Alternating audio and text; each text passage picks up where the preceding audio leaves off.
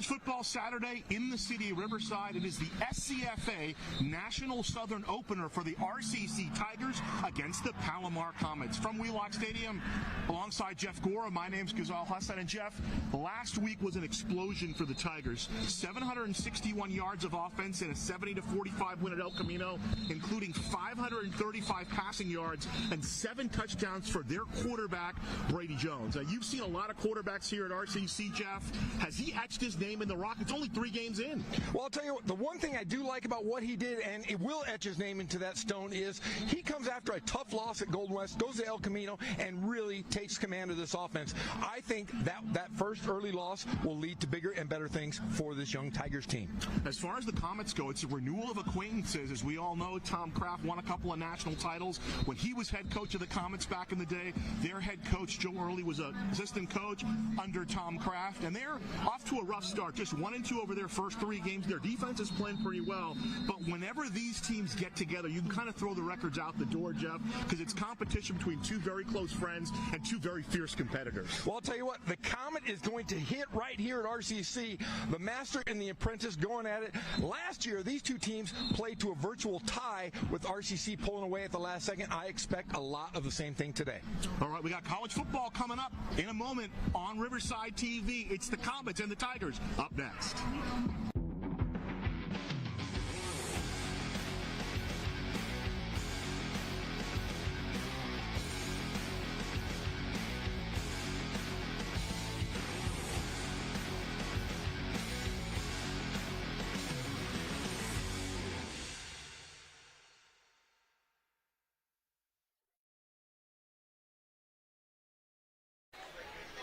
Hi, atop Wheelock Stadium. Ghazal Hassan back with you along with Jeff Gorham. Let's throw it down to the 3rd member of our broadcast team.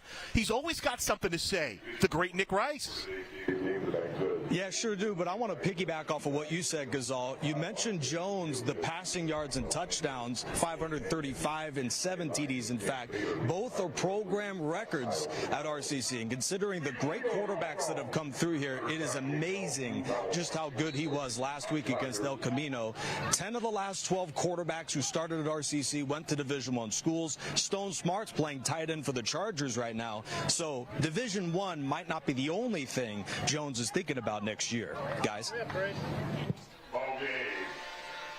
We are underway. Talon Samoski with the kickoff. Tate Reed in the end zone for Palomar. It'll come out to the 25-yard line. And, yeah, we were talking about that in the open with regard to Brady Jones and setting records in both yardage and in touchdowns. And that's what was most impressive. I mean, we had Jake Retzlaff for a season. We had Jordan for 2 seasons. And neither of them had as good a game as Brady Jones had last weekend, Jeff. Well, I was most impressed with, Brady Jones coming off that loss and coming back and just really taking care of business and showing that he's going to take command of this offense.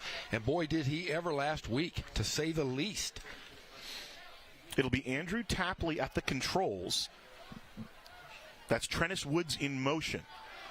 Thrown to the outside, one-on-one, and a nice catch reeled in by Jake Whitehead.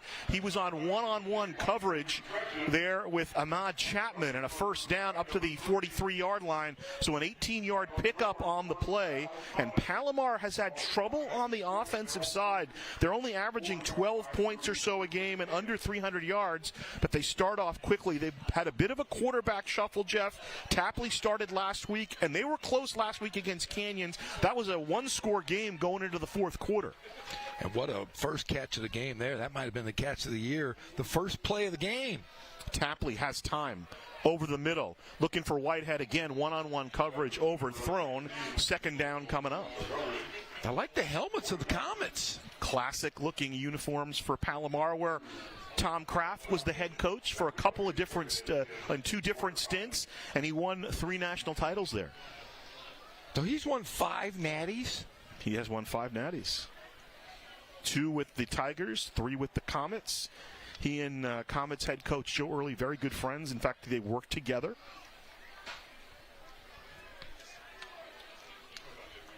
Second down and 10 coming up from the 43. The Bosch is the setback, and he'll get the ball. A nice little hesitation move over midfield into RCC territory. He's finally tripped up.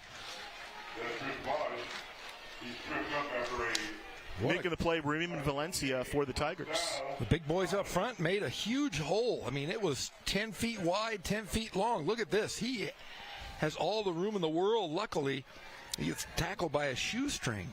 18-yard pickup on the play to the 39 of RCC, 1st and 10. Out of the backfield, they go back to Bosch. He makes the catch. He's got some space. Cutting back inside down at the 15-yard line. Finally coming over and making the tackle for RCC is Joseph Soto out of Ramona.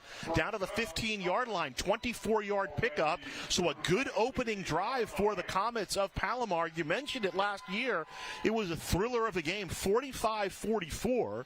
RCC escaped with a win last September 23rd down there in San Marcos. 2 one-handed catches by that young man. He is a stud. Line is the 15. It's a 1st and 10. Bosch the setback, far post read. Tapley's got some time. He's dancing. He's running. Pushed out of bounds inside the 10-yard line. Maybe to the 7. And they're going with this high-tempo offense here. I like it. Throwing RCC a little bit against the ropes. They're going to have to adjust on the fly here. Now listen, RCC scored a lot more points, but if you want to compare, they played El Camino a week apart. El Camino was able to put 45 up against the RCC defense. The Comets held them to 10. So line is the 7. It's a 2nd and 2. Quincy Herron in the near slot. Tapley looking to the near side. Bosch is covered, and then down he goes right about the line of scrimmage. Coming in and making the play, Isaiah Boger steps up. Also getting some help on the play from Miles Hancock. Yeah, he lost possession of the ball, but it went out of bounds here if you watch on a replay. Great camera work from our guys there on the sideline. So 3rd down coming up. 3rd and 4 from the 10. Yeah, ball comes loose there. Brings up a 3rd and 5 for the Comets. So Whitehead to the far side. Right next to him is Woods. But they'll throw it underneath and inside the 5. I want to say that's Bosch. No, instead, making the catch is Riggs Relatoris. Riggs Relatoris, a freshman out of Escondido Charter. Able to get the 1st down here. That extra jump just gave that extra 2 yards right there. Go forward before the knee touch. 1st and goal from the 4. So Relatoris, the fullback. Bosch is the setback. Herron, the tight end to the right side, split out to the far side. Whitehead split out to the near side. Trenice Woods. 1st and goal from the 4 for Palomar. Looking to the right side, jump ball incomplete. Whitehead locked up in coverage with Marcellus Linton for RCC. 2nd and goal coming up. So a nice drive, navigating 71 yards thus far, have the Comets. Pretty crisp coming out the opening drive here this afternoon.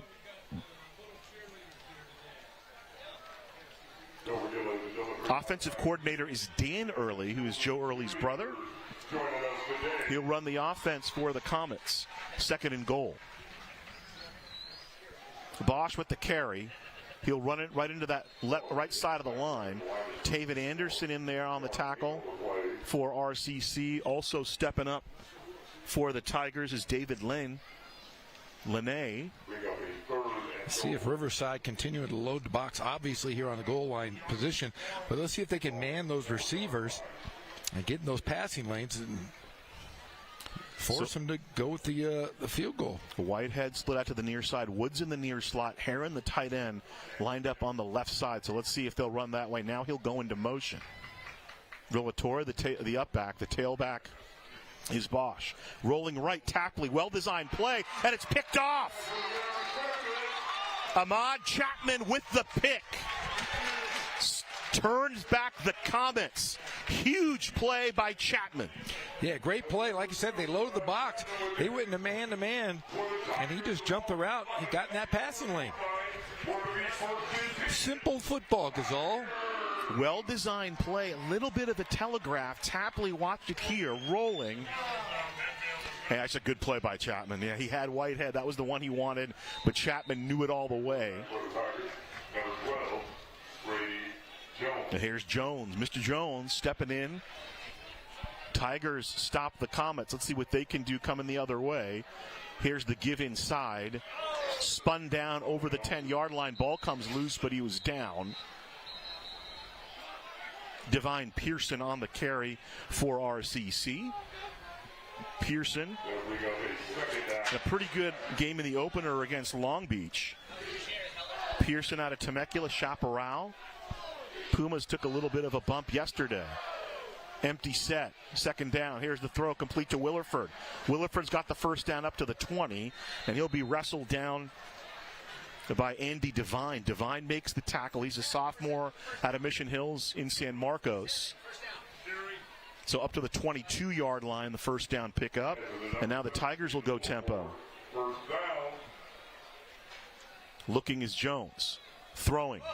And near side, intended receiver was Owens. Owens slipped on the coverage. Isaiah Dixon for Palomar.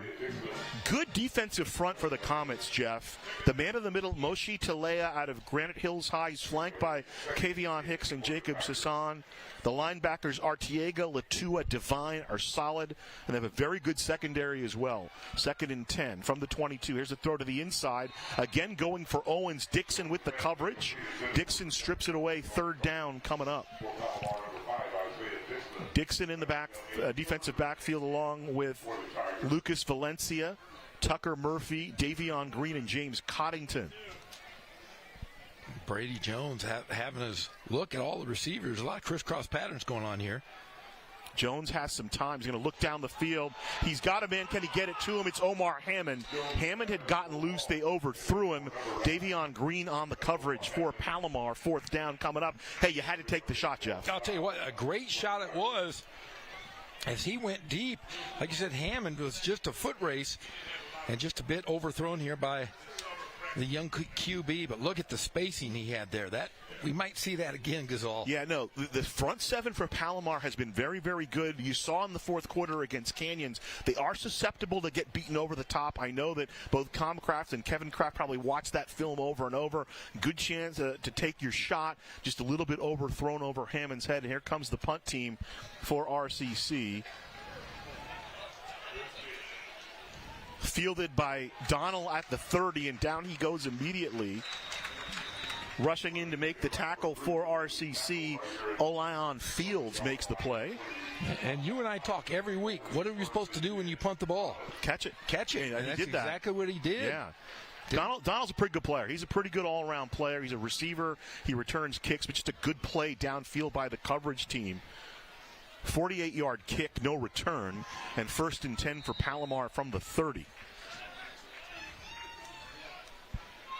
So Tapley back behind center for Palomar. Andrew Tapley from Scottsdale, Arizona, Desert Mountain High School, looking to the near side, one-on-one. Whitehead and Chapman battling again. Chapman made the pick on the right side. Now he's playing the left side against Jake Whitehead. Whitehead, a 6'4 sophomore out of Chaparral as well. He had a catch against Canyons last week.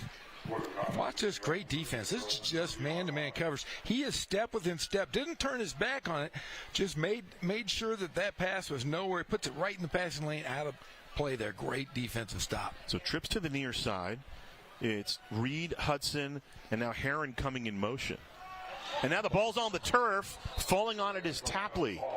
So 3rd down coming up. Loss back to about the 23-yard line. 7-yard loss on the play.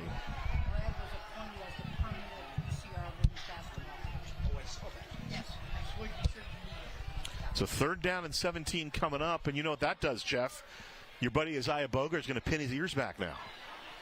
Let everybody watching look at number 97 with the flow on that outside. Hudson to the near side, Reed in the near slot, and then Whitehead to the top of your screen. They'll just give the ball inside and set up the punt team. And who got him? Boger with the hand. Chris Bausch on the run, the freshman out of Fallbrook, and the punt team comes on a 3-and-out for the Comets of Palomar. No score yet. 6 minutes gone here in the 1st quarter. Thanks for joining us. SCFA National Southern Division Conference opener. So the Tigers and the Comets in the same league now. We have a pretty good upcoming schedule here at Wheelock as well. Yeah. Getting the punt away for Palomar is Camden Calgill, the freshman from Rancho Bernardo. Let's see where they mark that one.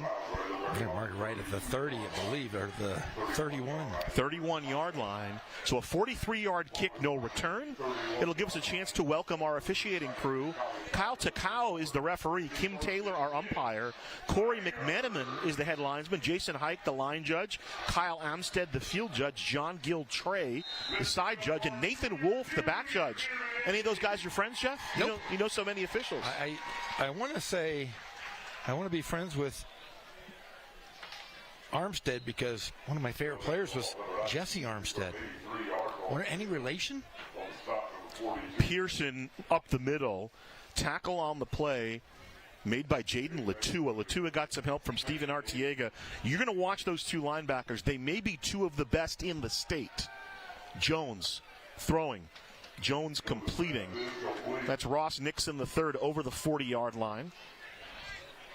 Combining on the coverage, James Coddington had the tackle.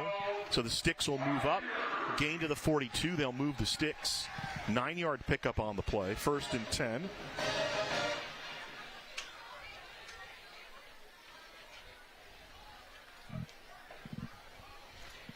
Clock moving under 8 minutes to play in the first half. Bo Bruins shuttles into motion. Jones with time. Jones throwing to the outlet. There's Pearson. Escapes one tackle, spin cycle, then he slips down over midfield. Artiega was the closest Comet to him. He'll be close to another first down. He was brought down by the turf on that one. The turf monster got him.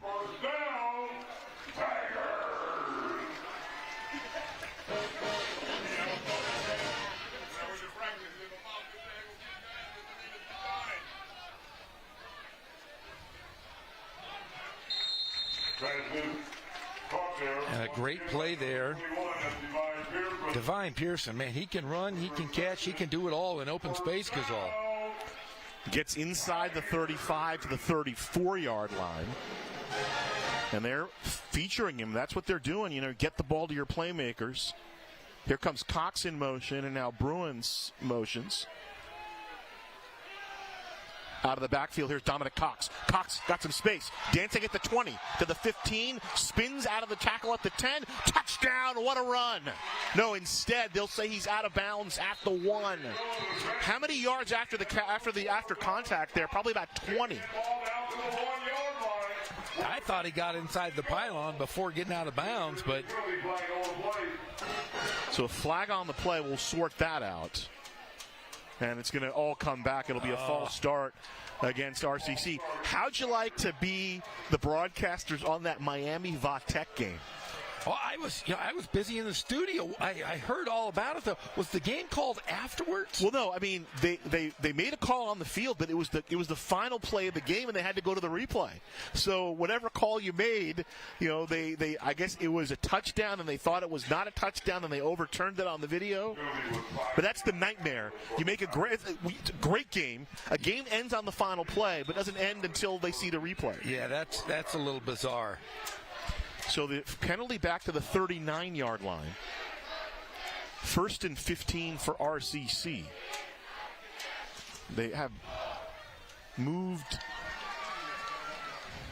Owens out to the far side. Dancing is Jones. He'll check down to Pearson. In and out of his hands, incomplete. Coverage on the play for Petey Patrick for Palomar. 2nd and 15 coming up. Yeah, Pearson. I think he was so wide open. Jones 4 for 8 through the air thus far, 42 yards. Pearson 11 yards on the ground, 24 on receptions. 2nd down play. Here's Pearson again, smashing inside the 35, 4-yard pickup. Bring up 3rd and about 11. Tigers 2-1 coming in. Jeff mentioned lost a heartbreaker down at Golden West. Their nemesis. Cash Asianti in the far slot. Jones looking near side. Throwing and completing for the first down. That's Owens on the coverage for Palomar. Isaiah Dixon comes up and makes the hit. They gave him a favorable spot. I mean, this is going to be... We might get to see the chain gang for the first time this year, Gazal. I think he got it. Gave it got to it, him. yeah. So complete to the 24-yard line. Still the first quarter, clock moving.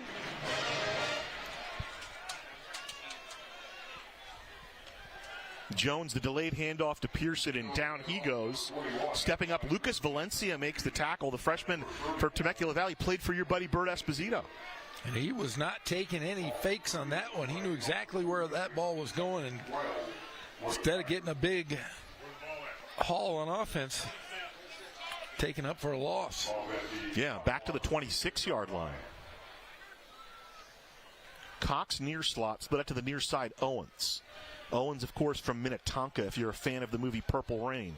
Andre Branch is the setback. Ross Nixon in the far slot. Jones looking that way. Sitting down is Omar Hammond. Omar coming, but Davion Green was ready. He'll drop him in his tracks after a nominal gain, about 5 yards.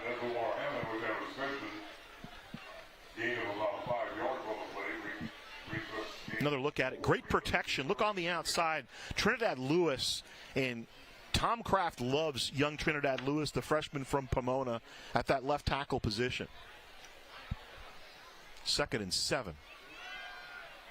Check that, 3rd and 7, and Jones will run it. 1st down and more, and finally upended inside the 5. Good open field tackle by Lucas Valencia.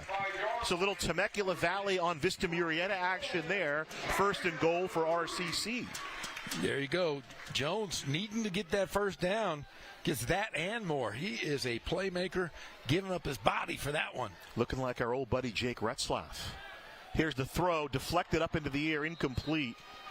Looking for Branch over the middle, making the play for Palomar was Tucker Murphy. Murphy, the sophomore from Murrieta Mesa.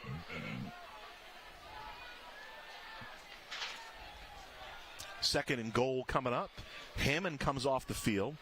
Owens split to the near side. Near slot is a tight slot is Dominic Cox. Hammond to the top of your screen. Check that. That's Nixon. Cox in motion, and he'll keep it. Will Jones, and he's into the end zone. Touchdown, Brady Jones. RCC takes the lead. Well, Jeff, our old buddy Jake Retzlaff threw for 2, ran for 1 today. So Jones has the running touchdown. BYU, by the way, upended Baylor.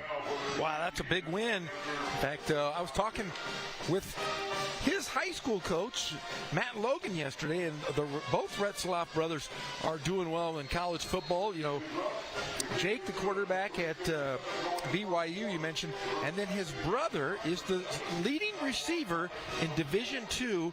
He's playing at University of Colorado at Pueblo. Okay. And he is leading the nation in receiving yards. CSU Pueblo, right? Yes. Baseball team coached by former UCR pitching coach Bobby Applegate. Another look at the run here.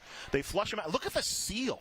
I mean, the big boys up front. That's Big Douglas Taloma. That's the play that got to the 4-yard line. And here's the touchdown run right behind Big Simeon Mayava. So the big boys up front doing the job for RCC. Look at big number 52 there clearing some space. Receivers also blocking downfield. The PAT is also good, and it's 7-0. And the cannon's back, Gazal. I did hear that. I did hear the cannon. I love the cannon. You know, there's nothing like some good cannon fodder. Here's the kickoff coming. Tate Reed under it. He'll bring it back from the 6. Reed navigating up, and he'll be tripped up just inside the 25-yard line. Coming up and making the tackle for RCC, Clayshawn Davis. So Davis with the special teams play, 1st and 10 Palomar. 7-0 RCC here. The Tigers come in 3rd in the JCAB poll, 6th in the CCCSIA poll, and 12th in Brad Hoysett's JC Gridiron poll. Took a little bit of a tumble after that loss at Golden West, Jeffrey. Yeah, I was surprised. You called me on that Saturday and you said the Tigers lost. I said, to who? He said, Golden West. I said, uh-oh. Trips to the far side. Here's Billups in motion. Aiden Billups to the bottom of the screen. Tapley back to throw. Here comes pressure. Tapley running. Tapley slides down at the 28. Jawan Nixon was approaching. About a 5-yard pickup there for Andrew Tapley. Now, 3 different quarterbacks have played for Palomar today. KJ Chatham, Jacob Harris, and Tapley. Tapley went 14 of 28 last week in the loss against Canyon, so he's kind of established himself there. Had a really good 2-year career in high school, was a redshirt at Drake last year. I love the Drake. I'm not sure about the Drake. Long count.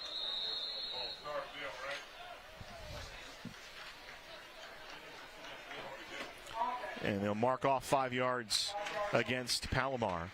It's worth bringing up. I mean, the one thing, not a lot you can talk about in terms of RCC. Obviously, the game at Golden West, 37-36, a crazy loss, but a lot of penalties.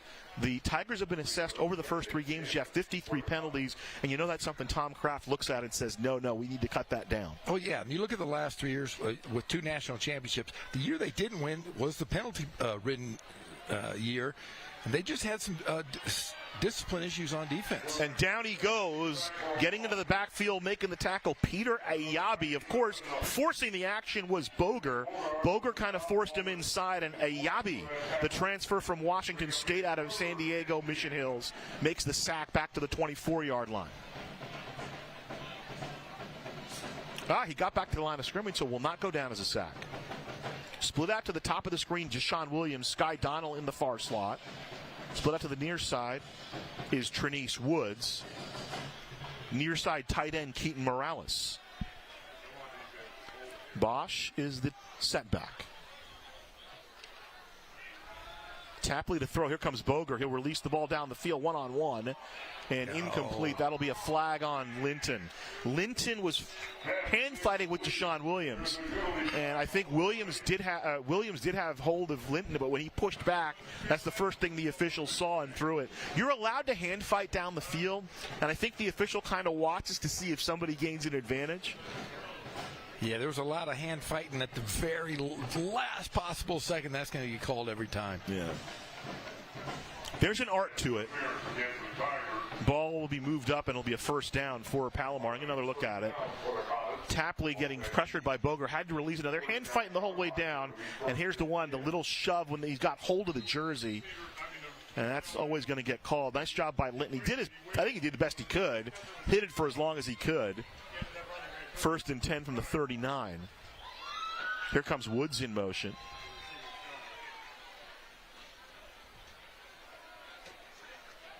Throw to the outside, and it's complete up to the 45-yard line of RCC.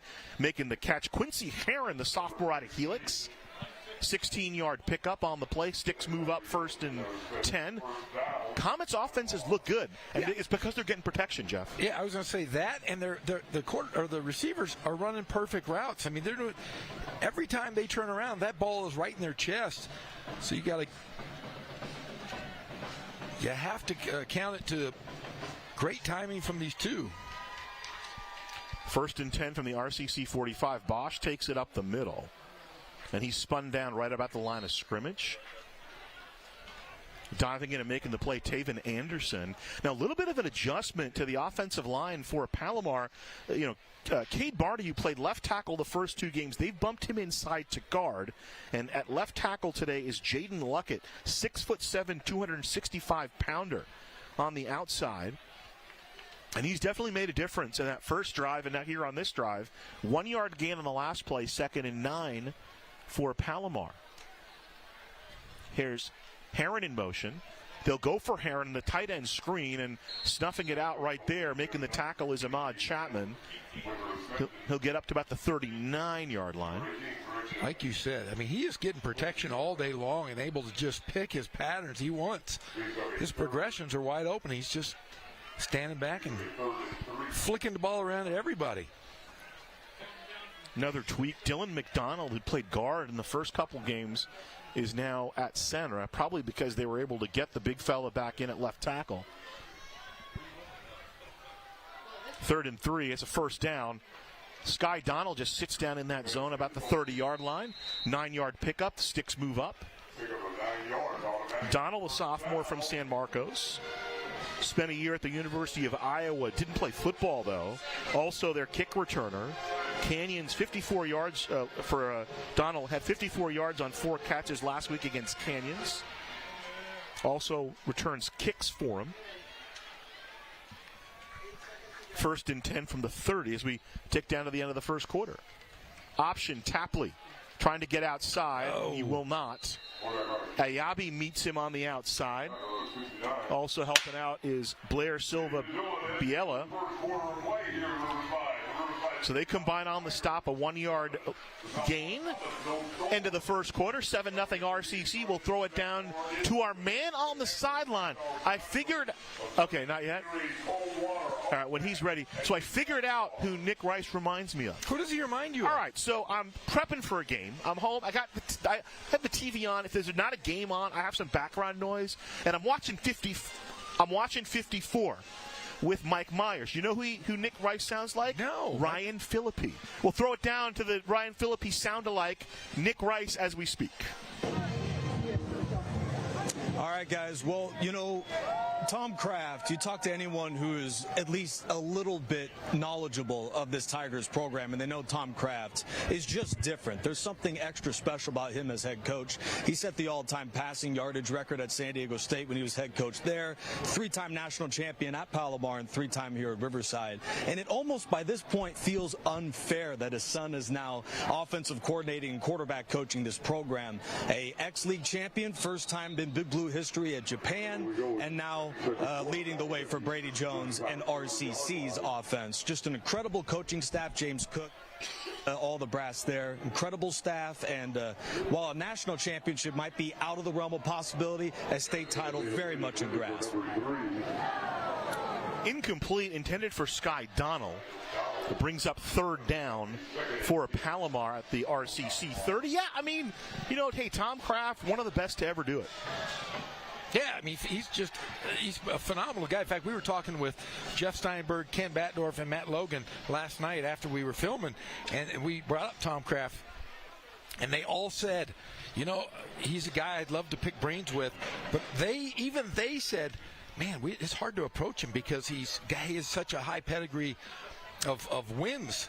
And we're talking about Matt Logan, who has 265 wins, and he even said, let's go after our guy, Tom Kraft. Elijah Hudson with the catch to the 21, so 4th and 2 coming up, and we'll complete the thought on Coach Kraft. I find him incredibly approachable and incredibly willing to share the knowledge. I love chatting with him when I do because he always is happy to share the knowledge. I'll tell you what, all those guys with 700 wins all had favorable and wonderful things about our head coach, Tom Kraft. 38-yard attempt for Jack Meyer, the sophomore from Chippewa Falls in Wisconsin. Snap back, hold down, the kick is up, and it's going to be wide left. So no good. Jack Meyer had come in 3 for 5 on field goals. He's got a pretty good leg. He's hit a 47-yarder. Not that time, though, Jeff. You know why? He's not playing here at RCC. If he's at RCC, he's hitting 50-yarders. Did you hear about our friend Mr. Chavez? Yes, he is now the play-by-play voice or the analyst voice for the Idaho Vandals. Espanol. Yes, the Spanish version. So good to see him staying in the game. I would have thought he would have gotten a shot somewhere. Maybe he still will. 1st and 10 from the 22 for RCC. Here's the give to Marquise Morris. And the Marquis is up to the 25-yard line. 3 yards for Marquis Morris. Sorry, Marquis Monroe, freshman from Ayala. Apologize for that. I was just so excited to see him handle the football, Jeff. Exactly. Tom Kraft is really high on this young man. Well, he's high on everybody. I mean, you look at all the receivers. He's not. He is making 7-8 different receivers per half. He is. Jones dancing. He'll have the first down. Nice move there. Jones juked him, and he gets up over the 40 to the 41. A 15-yard pickup. And listen, Steven Arteaga is a pretty good tackler coming in. He's tied for 3rd in total tackles in the state, and Jones juked him out of his cleats. Let's take another look. Jones is deceptive. You look at him, you go, I don't know if he's that fast, but. And there's Arteaga coming over, normally pretty short-handed. Jones gets by him, and another 10 yards to the 41-yard line, 1st and 10. He moves pretty well for that frame. Here's a good throw. Taking the shot down the field. Again, Hammond, and it's intercepted. Picked off by Davion Green. Cocks the intended receiver, and a nice tumbling interception by Davion Green. A turnover down to the 25-yard line. So the Comets hit back. Wow, that was a great interception. I thought this ball was perfectly thrown, but like you said, giving up his body and everything. Super athletic play, just kind of lays out and takes the ball away. Hits the turf hard, but he'll take the bump for that pick anytime. Green, a Granite Hills alum, played on the state championship team back in 2022. Granite Hills was just in Riverside. They played last week. They played at Norte Vista. Norte Vista got him in the last couple seconds. Well, they didn't get him. They went for the win. They didn't go for the tie because that's what champions do. 1st and 10 from the 25. Here's the give to Bosch. Bosch running left, and he runs into a convoy of Tigers. Down he goes, maybe back to the line of scrimmage. Now, Ghazal, did you know that Palomar I found this out, had never had a home game until this year? Started playing football in 1947, and they built the stadium. It was supposed to open last year, but it opened this year. They also got a new softball facility. That is relevant because you know who the softball coach is at Palomar, don't you? No. Lacey Kraft. No. Tom Kraft's daughter is the softball coach there. 2nd and 10 from the 25. Throw to the outside. It's complete to Whitehead. Chapman, though, immediately there. He'll get about a 7-yard pickup on the play. 3rd and 3 coming up. Yeah, Lacey Kraft. I saw it. I'm like, I wonder if there's any relation. And I know you know a bunch of softball people. You're good friends with Lauren Shiner. So I called my softball people, and they said, oh, yeah, she's been there a long time, and her dad's a football coach. Well, yeah, my wife is a adjunct professor at Palomar, okay, and she got an email a few weeks ago, and she said Palomar's getting their first home game in history, and she got free tickets, and we were going to go, but I told her, I said, no way we're going to go, because I said, I'm not a Comet, I'm a Tiger. And so my wife didn't take the kids in homage to RCC, but no, she told me today before we left, she goes, I hope the Comets beat the Tigers. And so I'm not going to go She home. Did not. She did. Carla would never say that. She did. I don't know your wife as well as you do. They give her a paycheck. Well, okay. So that's probably why. But do you know why they're called the Comets? I do not. Palomar Mountain has one of the greatest observatories in the world. So that's why they're named the Comets. Been there for a long time. So here we go. The Comets going to go for it. They've bought in a different quarterback, though. So Palomar calls timeout. They bring in Jacob Harris. Harris, 6'2", 225, freshman out of Oceanside. Now, he did come in against Canyons, threw 3 passes, was intercepted on one of them. Threw for about 2,500 yards and 19 touchdowns at Oceanside. Graduated in 21. He's there. Should be there. Number 10, Jacob Harris. Oh. We got a timeout here. 11:27 to play in the first half. 7-0, and this has kind of been the bailiwick for Palomar. Very solid defensive team. They've only given up 53 points on the year. To give you an idea, the 2 games, the first game of the year, RCC put up 44, then last year they put up 70. Whoa! That's Mark McGuire territory. Remember he had 70 home runs that year? I do. I remember his brother was a quarterback at San Diego State. Dan. Big Dan McGuire played basketball against those guys. Camden Cowgill, the freshman out of Rancho Bernardo, averages 38 yards a kick. He'll punt it away to the Tigers. So Joe Early deciding to play the field position game, and why not? It's a 1-score game. Your defense has been pretty good thus far. The Tiger defense plays around the interception. Cowgill's punt, fielded by Will Bond at the 24, and he lost the football. And it looks like Palomar is going to get it. Making the play for the Comets, Bishop Tumblin. Tumbling down the field on the coverage. And how many times do we talk about the key thing on special teams? You catch the punt. Doesn't matter how much you bring it back. You just don't want to give it 10 minute yardage. And Will Bond generally very sure-handed. Yeah, that was right in the bread box. Should be able to catch that. Bill Parcells says 2 things about fielding a punt.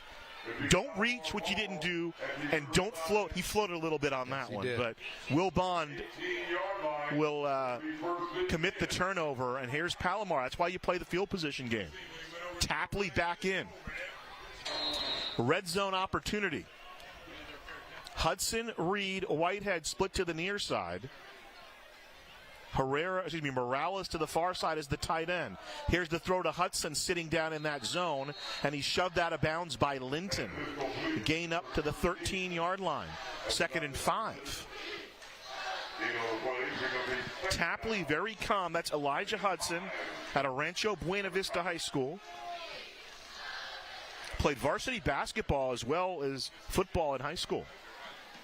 Under 11 minutes to play here in the first half, and Palomar knocking on the Tigers' door. Bosch motions out of the backfield with an empty set. They'll go to Bosch in the flat. To the 10, to the 5, touchdown. Well-designed play by Palomar.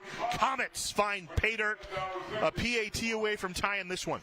Well, you look at who did that was number 13, Elijah Hudson, and number 19, Jake Whitehead. They really, really opened that hole for that touchdown. So attribute that to those receivers blocking downfield. Yeah, that's culture. Jack Meyer on to try the PAT. Converted soccer player. He's perfect on PATs on the season.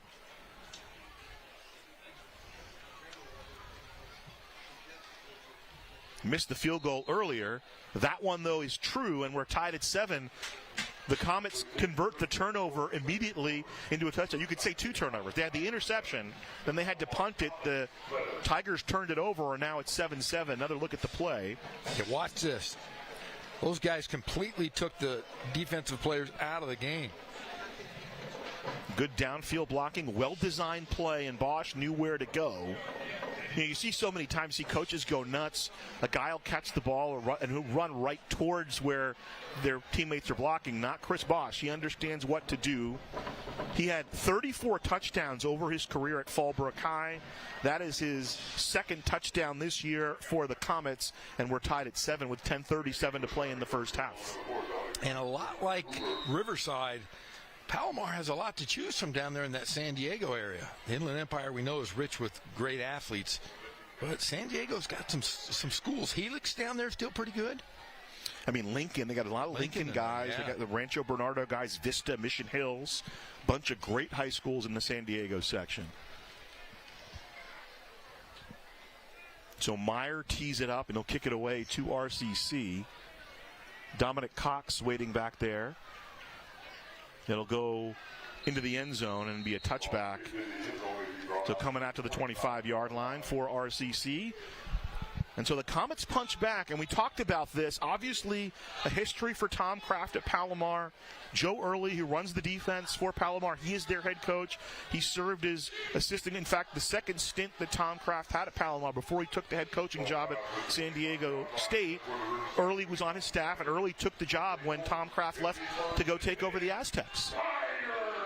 So he knows Tom pretty well. In fact, like I said, last year, a really close game. You know, they're good friends, but they're both highly competitive. And listen, RCC has gotten the best of Palomar of late, so you know Coach Early wants to put one on Coach Kraft here. Jones to throw. Down the field, complete to Cox, dancing over the 40. On the coverage was Davion Green. 16-yard pickup as the sticks move up. And RCC's so good at getting guys in space. We always talk about that, getting rid of the ball quickly and make those guys be playmakers. 1st and 10. They officially mark it at the 42. Here's the give to Pearson. Pearson passed the first contact. Flag comes in late. He's over the 45 to the 46, but let's sort out the penalty. I'm guessing either a hold or a face mask. I saw a jerky motion from Pearson. Let's see what the call is. Personal foul, face mask. See, huh? Eyes aren't as bad as you thought they were, Jeff. No, I saw the quick twitch. If we watched the replay, you could see his helmet kind of jerk around. So they'll mark it off 15 yards to the 38-yard line of Palomar. 1st and 10, RCC. Jones throwing. He's got Hammond on the move. Instead, he'll go underneath, complete to Owens. Owens into the end zone. Touchdown, Tigers. 39-yard touchdown strike from Jones to Jackson Owens. This is what it sounds like when doves cry for the kid from Minnetonka, Minnesota. But did you see the fake? The fake going in. The move. Great move. He was bathing in the waters. Yeah. Hopefully everybody has seen Purple Rain. If you haven't, go home and watch it, for gosh sakes. That is the best soundtrack of any movie. You think? I think so. Who was my dad? You know, Prince was my dad's favorite singer. Prince. Huh. You ever a picture of that with old man Gorham? 14-7. I'm sorry, Jeff. The Tigers take the lead. He was a big fan of Aerosmith, too. Are you a fan of Aerosmith? No.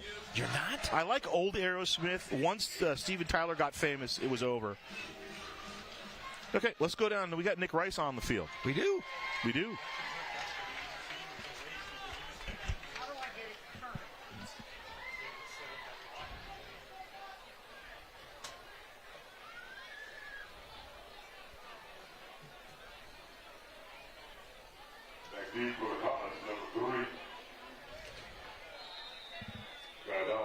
I think we really need to invest in some hair gel for our boy Nick Rice. I'm going to bring some for him next week.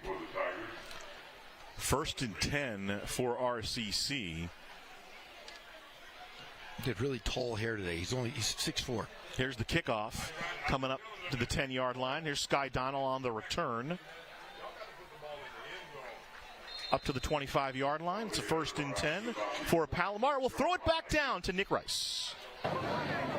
All right, guys, it's about 95 down here on the field, but both teams have been pretty healthy today, with the exception of Palomar tight end Quincy Herron, number 18.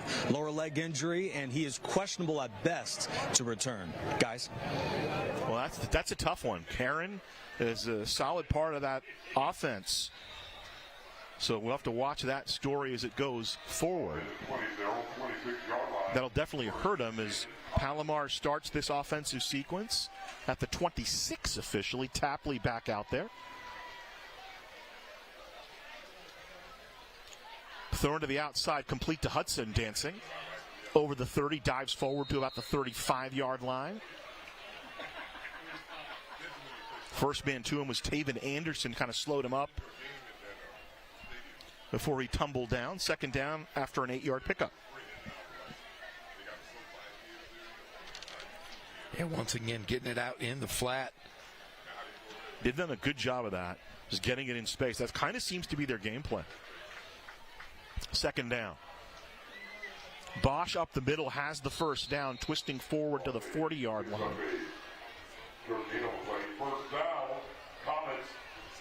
Making the tackle for RCC, Simeon Uluhua.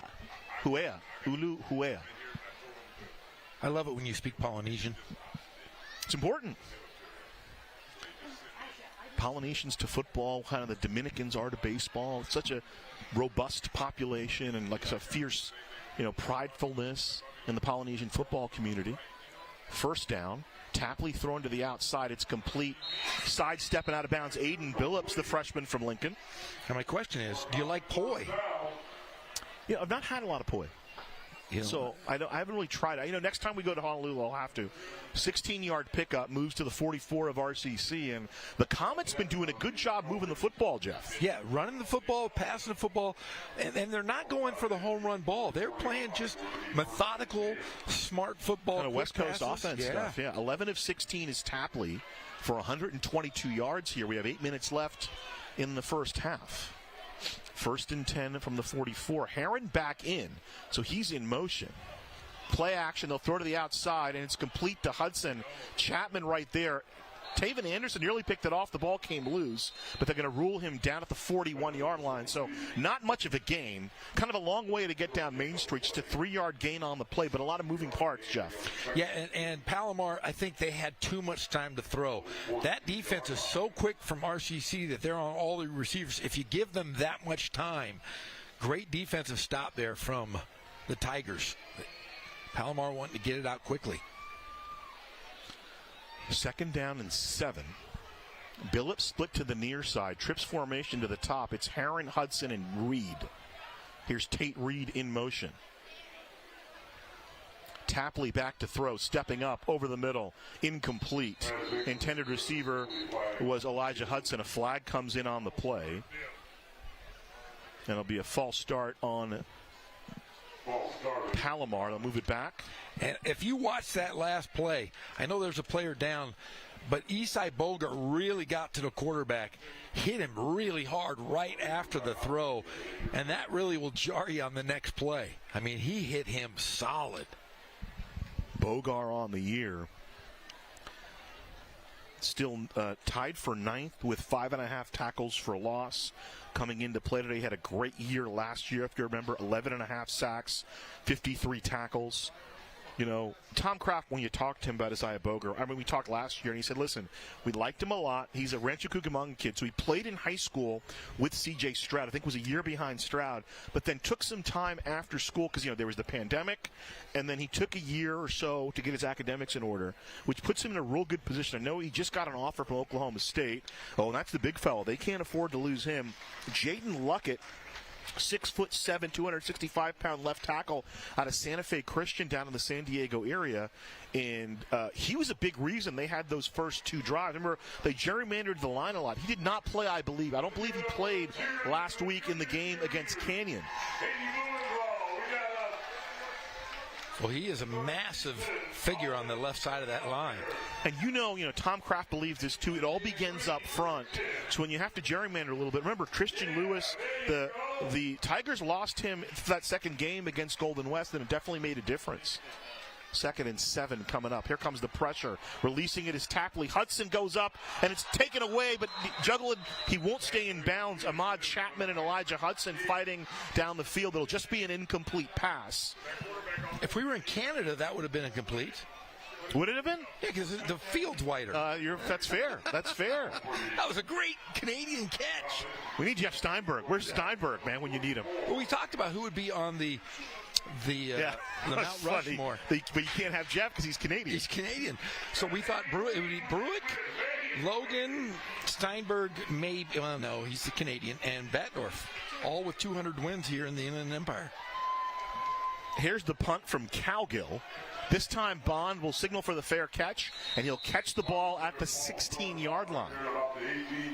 So about a 25-yard kick, no return, and 1st and 10 inside the 20 for RCC. 14-7 Tigers, 6:58 to play in the first half. Been a pretty good half of football, Been Jeff. Fun to watch. I mean, we've been covering the Tigers for a while, and it seems like they're almost playing arena football with the amount of touchdowns they put up. But so far, Palomar's putting up a good fight here in the second quarter. Yeah, that front 3 and the 2 inside linebackers are so good for Palomar. 1st and 10. They officially mark it to the 18. Out of the backfield to Andre Branch. Branch, 25. And finally, Artiega will escort him out of bounds. He gets up over close to a first down. Andre Branch, first down. And they'll move the stick, so give him 10 yards on the play. Branch, he is such a good player. I mean, heady player. Fundamentally sound, catches the football. He's got great hands. And doesn't try to mess around, just tries to go north and south. Or so east to west. Jones now 7 of 15 through the air, 123 yards. 1st and 10, line to the 29. Throw to the outside. It's going to be intercepted by Green. Davion Green is still with the football. Green inside the 5. Nobody there. They thought he was out of bounds. So miscommunication results in an interception, and it'll be 1st and goal from the 2 from the Comets. So a fumble deep in RCC territory sets up the first touchdown, and now they're really knocking on the door, Jeff. 1st and 10 from the 20. And that is the worst place you can get for an interception. The entire field the entire team's on the other side of the field. No one back to even make a play defensively as he evades one runner there or one tackler there. And wow, and there they go with a hurry-up offense. Timeout, Riverside. So they tried to get a playoff right before RCC could get there, so Tom Kraft had to call timeout. I love the game of cat and mouse. You know, they both know each other really well, having worked together, and obviously the history of Coach Kraft with Palomar. So do you think they talk smack to each other after the game, if they're good friends? I'm sure they do. Joe Early, 23rd year, 113 career wins at Palomar, was an assistant for the Comets between 1991 and 2001. He's coached wide receivers, defensive backs, was defensive coordinator. Now he's the head coach, still runs the defense. Of course, we mentioned earlier that a little family connection for Coach Kraft. There's Kevin Kraft. Oh, no, sorry, that's James Cook talking to his defense. But Kevin Kraft, the offensive coordinator now for RCC. His sister is the head softball coach. That is pretty cool.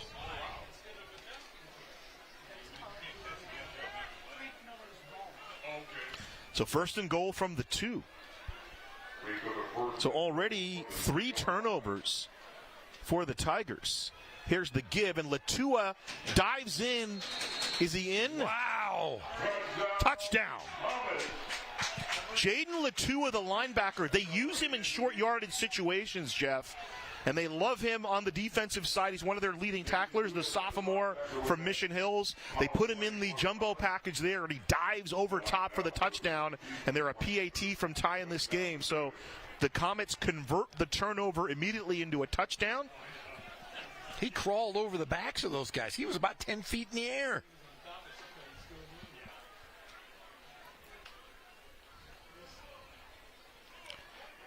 Low snap, kick up through the uprights, and it's 14-14. Of course, reminded of the immortal Super Bowl shuffle when William Refrigerator Perry says, "You've seen me hit, you've seen me run. When I kick and pass, we'll have more fun." I don't know if Latua can say that. Here's the pass. So it looked like there was just a miscommunication. A nice play by Green. Green had it tracked all the way. He was kind of giving help over the top, makes one guy miss, and then kind of slows up and waits for the block before being pushed out of bounds at the 2-yard line. And here's Latua. Second effort, still battling and reaches the ball over. Wow, that's a great play by Latua. Really good. He didn't give up. He said, hey, I might not get to carry the ball that much. Got to make the most of it.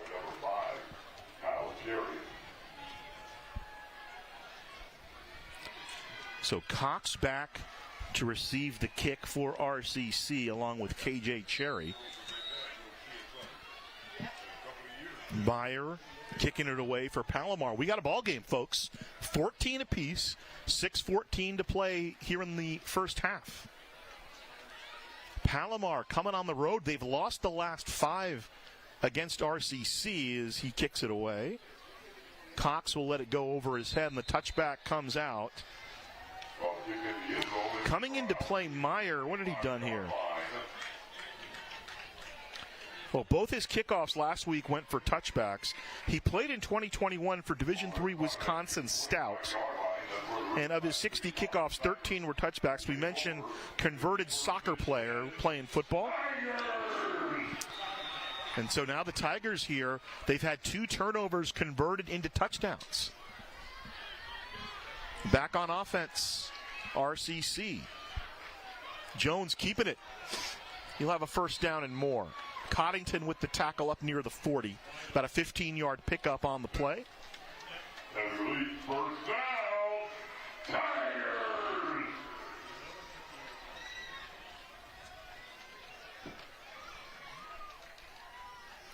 Brady Jones, he's run the ball better than everybody today. Jones already his 5th carry, and he'll be up over the midfield for another first down.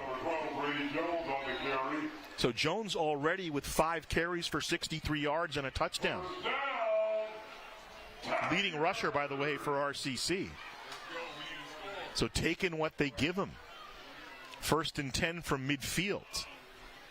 Here's the give. Slipping down is Branch. Bruins kind of steps over the defender there. D'Angelo Pollard makes the tackle for Palomar. He's out of Classical Academy in Escondido. 2nd and 8 from the 47. Branch motions out of the backfield. They'll just flip it over to him. Branch navigates to the marker, shoved out of bounds by Isaiah Dixon, but he'll have the first down after about a 12-yard pickup. Flag comes in on the play. Let's sort it out here. I think this is going to go against RCC. Kyle Takau is our white hat today. He'll tell us what's going on. And as you said, Jeffrey, indeed a hold on the Tigers. Yeah, and that was just at the very end of the play. That's when you can't make that mistake. So they'll move it back to midfield. Downfield hold against the Tigers. They'll get the down over. 2nd and 11. Owen split out to the far side, near slot. Cox. Hammond split to the near side, looking for Cox. Cox up in the air, and he can't come down with it. Got 2 hands on it. Dixon on the coverage, getting help from Tucker Murray as well. 3rd down and 11. And they're playing a great zone defense here. I mean, there are 3 guys around any time Jones throws the football. There are 3 guys there at any given time right there, nearly making a great catch between those 3.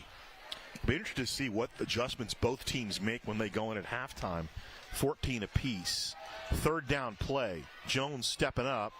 He'll throw the ball down the field. Got a man wide open. It's Hammond. He'll catch the ball at about the 10-yard line. 1st down. I think the Palomar folks wanted a hold. We'll see the replay in a little bit. Officially mark it to the 11. A 39-yard kick pickup. Look at Mayava there. I think they wanted a hold there. He flings down Jacob Sisson, but Hammond wide open and just bumped out of bounds. 1st down to the 11-yard line. And unlike Palomar, RCC is okay when you give them so much time to throw the ball because the receivers are so quick and athletic. All they have to do is find a hole, and young Brady Jones can usually find it. They're going to back it off 5 more yards.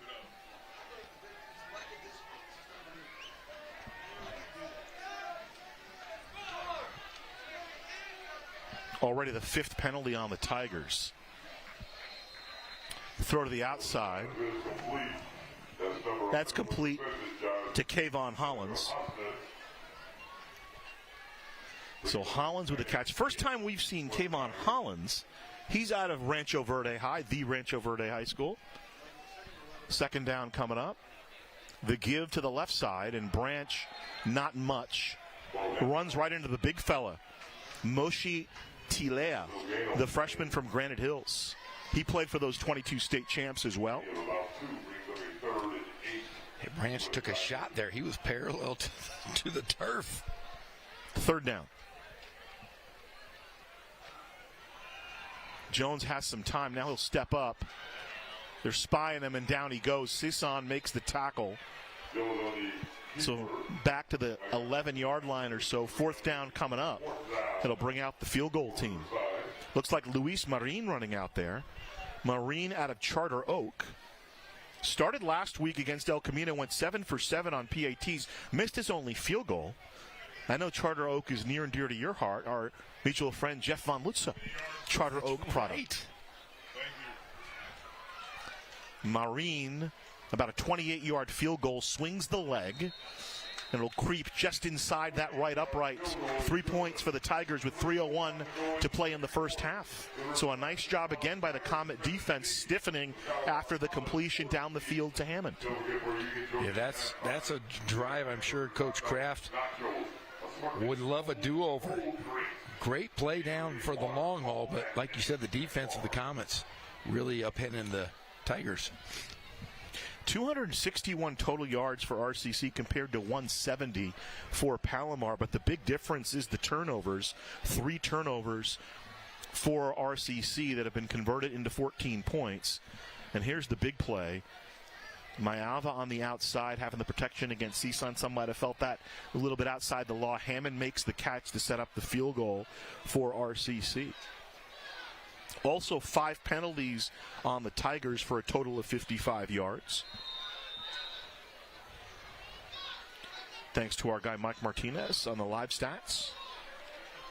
Mike here today? He's here. Didn't get a chance to say hello to him yet.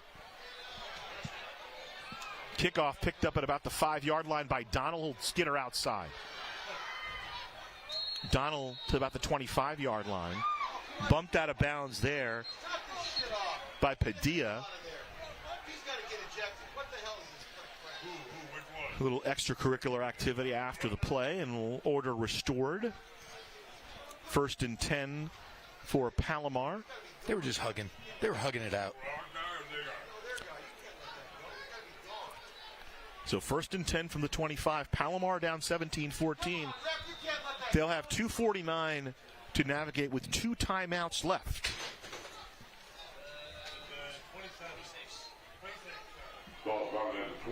Andrew Tapley thus far, Jeff, 13 of 20, 141 yards. He's been picked off once. Tigers done a nice job, though, on the ground. They've held Palomar to 29 yards on the ground, and they'll do it again. Make that about Isaiah 20. Bogar getting in there. Make that about 20 yards now after the loss. Lost back to the 21-yard line there, so give him a 5-yard loss or 4-yard loss on that play. 2nd down coming up. Clock continues to move. So Woods split out to the near side, near slot Tate Reed. Whitehead split out to the far side. And we'll have Heron lined up on the tight end on the near side. 2nd down. Tapley looking. The pass is deflected. Bosch nearly still caught it. Taven Anderson was approaching. He knocked it down. Coverage, Jawan Nixon, 3rd down. More importantly for the Tigers, Jeff, the clock stops at 2:05. Wow. I mean, this one, I can't believe he nearly still caught this. It was, got his hand in it. Good concentration, but Nixon, once the ball is tipped, all bets are off. So Nixon just grabs him in a bear hug. Whitehead to the near side. Sky Donnell in the near slot. Split out to the top of the formation is Trinice Woods. Quincy Heron in the far slot. Linton moving over. Manning up on the slot on the near side. Here's the handoff to Bosch. Up the middle, stutter step. He's got some room. He's got the 1st down, stumbling forward for more. He'll roll up to the 45-yard line. 23-yard pickup and a 1st down for Chris Bosch, matching the output on the ground in that one run for Palomar.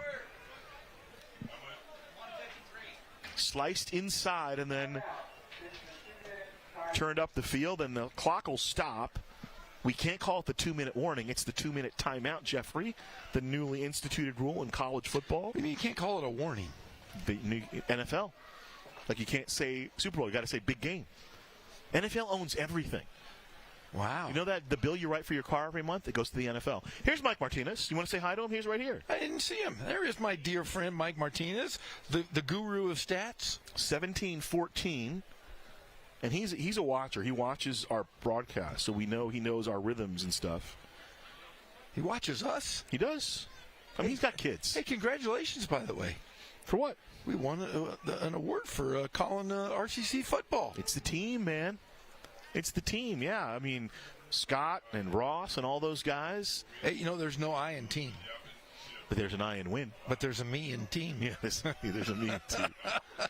No, it was great. I went out to the Queen Mary on Thursday for the luncheon, and we didn't know what was going on. You know, and Pep Fernandez was the host. He did a tremendous job. And sports was late, so we were all nervous and, you know, twiddling our thumbs there. Jason Sepp was there as well, among other people. And they announced it, and we not only did we win, Jeff, a clean sweep.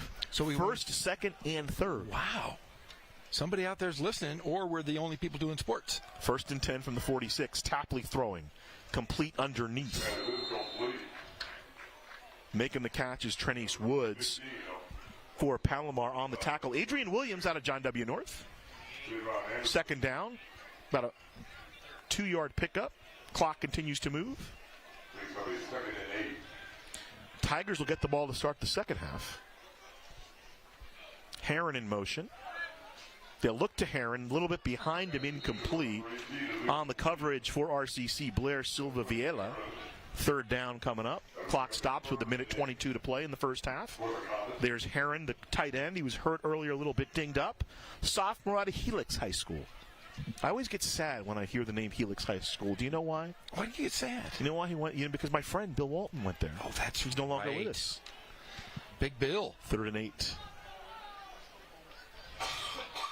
You and I both had opportunities to hang out with Bill. Oh, yeah.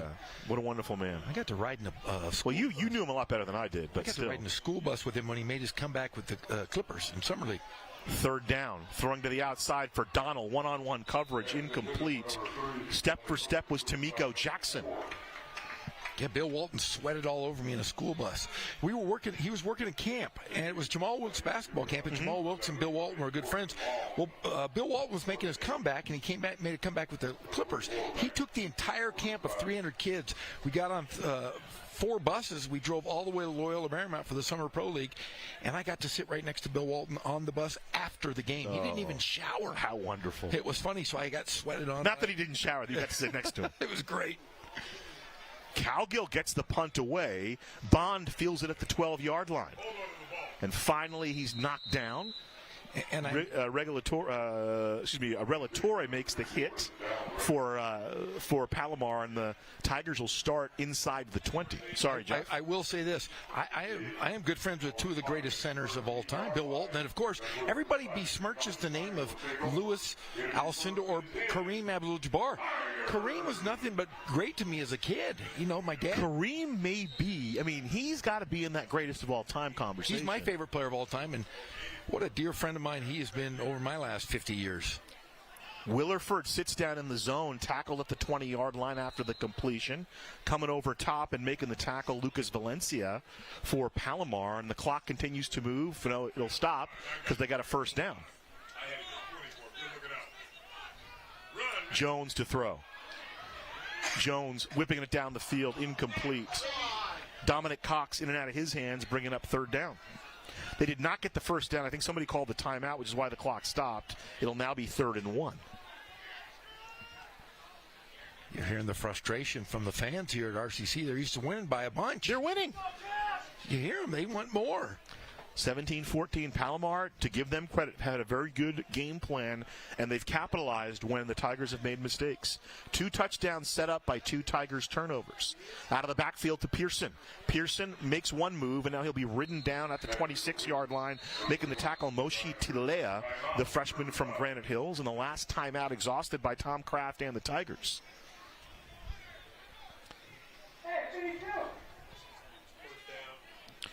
So 43 seconds to play here in the first half, a 17-14 lead for RCC. Ghazal Hassan with you, along with Jeff Gorham. Nick Rice down on the sideline. The Ryan Phillippe sound alike, at least from 54. You ever see 54? Mike Myers plays Steve Rubel? No, you know why? Why? It was because it involved like nightclubs and stuff. I'm not into that. Tom Kraft, they see him on the screen. He wasn't involved in nightclubs either. He was on the screen right there. You don't think Tom Kraft went to Studio 54 ever in his life? I do not. I don't think that's his scene. Not that there's anything wrong with that. If it's your scene, that's great. If it's not your scene, it's fine too. I don't like nightclubs. The music is too loud. It's dark. It's very dark in there. Yeah, I don't do well in nightclubs. But if you ever wanted to meet Truman Capote, you'd be out of luck because he doesn't come to football games. 1st and 10. Jones looking, completing. 30-yard line, that's Pearson. Making the tackle, Artiega. I heard Andy Warhol, though, is a huge football fan. I think he's more of a baseball guy. Jones will ground it. It'll be 3rd down. They'll stop the clock with 26 seconds left. So Tigers still looking to put more points on the board. 17-14 RCC. Conference opener. Who do we have next week? Don't we have Mount San Jacinto? Mount San Jacinto. Boy, they have such a nice stadium out there in Menifee. And you live right there. The give to Pearson. Artiega with a bump, and then finally he's ridden down by Latua up over the 35-yard line, and I think the Tigers will be content to let the clock click down. 17-14 at the half, and no, they're gonna try to get another play. Jones has Willerford over the middle. Willerford with the catch. Willerford will be dragged down as the clock expires. Coddington combines on the tackle with Tucker Murphy. 17-14. is the score here after 30 minutes of football. Nick Rice down on the sideline for us. All right, we're waiting on Nick right now. 17-14, a good effort in the first half by the Comets. Okay. Well, we thought we were going to have Tom Kraft and Nick Rice. We will not. But the Tigers do lead after the first 30 minutes, Jeff. Well, I'll tell you what, Tom Kraft, who didn't want to be interviewed, I'll tell you what he's saying right now. We can't turn the ball over, fellas. Yeah. If we don't turn it over, we have an opportunity to blow these guys out. But they've been hanging around because defensively, Palomar came prepared to play. If you look at the numbers, the numbers aren't that bad. 312 total yards for the Tigers, 192 for Palomar. But the big difference is in the turnovers. 3 turnovers for RCC, that's just 1 for Palomar. But most importantly, the 2 RCC turnovers led to 14 Comet points. So 17-14 here at the half. Jeff and I will be back with the second half of football after this. This is RCC football on Riverside TV. Live local. Help support your favorite businesses with the Shop Riverside Community Card. With over 200 Riverside businesses giving exclusive discounts and offers to community card holders, there's something for everyone. Participating organizations sell these cards for only $15 each, with $10 going straight back to the organization itself, making the Shop Riverside Community Card a fantastic way to support your favorite local group. For more information about the Shop Riverside Community Card and to find participating businesses, please visit shopriversidenow.com. And don't forget to live local. Shop Riverside.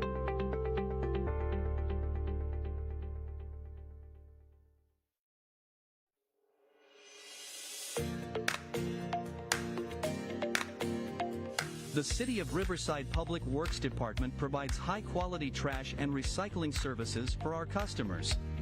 Our convenient curbside trash collection services help promote a clean and healthy Riverside. But what do you do when you have items too big or heavy for your can? That's where our bulky item pickup service can help. Before you call for help with your bulky items, be aware that not all items are acceptable for our free curbside service. Furniture, tree trimmings that are properly bundled and no longer than 36 inches, water heaters, and other non-hazardous materials are fine for curbside pickup. Appliances containing Freon such as refrigerators, freezers, and room air conditioners may also be picked up curbside by separate appointment. Unacceptable items include hazardous waste, antifreeze, paints, filters, and tires. We also cannot pick up electronic waste such as computer monitors and televisions, or fluorescent bulbs and household batteries. Construction or demolition materials such as scrap wood, metal, concrete, doors, and drywall are also not accepted. These items may be dropped off in person for no cost at the Agua Mansa transfer station or at one of our Clean Up Riverside events. For more information and the current schedule for these drop-off events, please visit riversideca.gov/cleanupriverside or call 951-826-5311, your one-stop shop for city services. To schedule a bulky item pickup, first call your service provider for an appointment. On the day of your appointment, please make sure that your items are curbside by 5:30 a.m. You may have up to 5 items picked up at each service call. If you have an appliance containing Freon, please call the Appliance Recycling Center of America at 1-800-654-2722 for your free pickup appointment. RPU customers may even qualify for a rebate. Visit riversidepublicutilities.com for information on current residential rebate programs. To find out more about the City of Riverside Trash Services or our Clean Up Riverside events, visit the Public Works website at riversideca.gov/publicworks.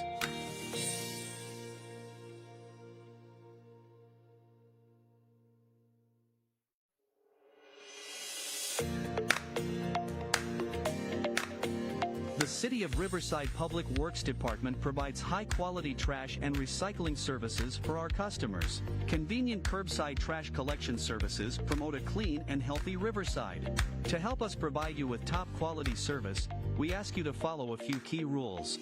When placing your trash containers for pickup, please observe the following. Place each container with at least 3 feet separation from each other and at least 6 feet from obstructions such as parked cars, fire hydrants, mailboxes, and trees. Your bin should be placed at the curb no later than 5:30 a.m. on your collection day with the arrow on the lid pointed toward the street to ensure your bins get emptied. If you are experiencing issues with your trash collection, or perhaps need a replacement for a damaged trash bin, please contact our customer service call center by using the 311 app or website, or by dialing 951-826-5311 to reach one of our customer service representatives. And for more information about trash services, recycling, or bulky items, visit the Public Works website at riversideca.gov/publicworks.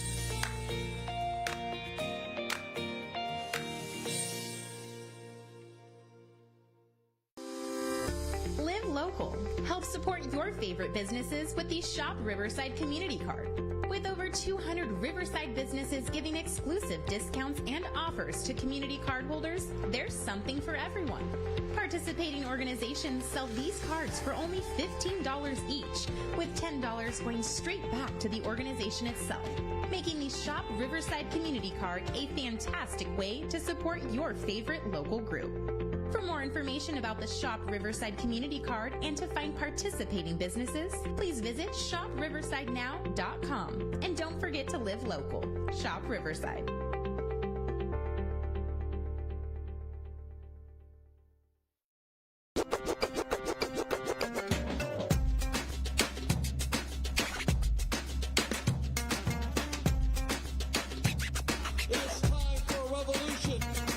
I'm Cheech Marin, and we're inviting you to reserve your spot for the inaugural showing of Cheech Collects. So get your tickets today. We're looking for you.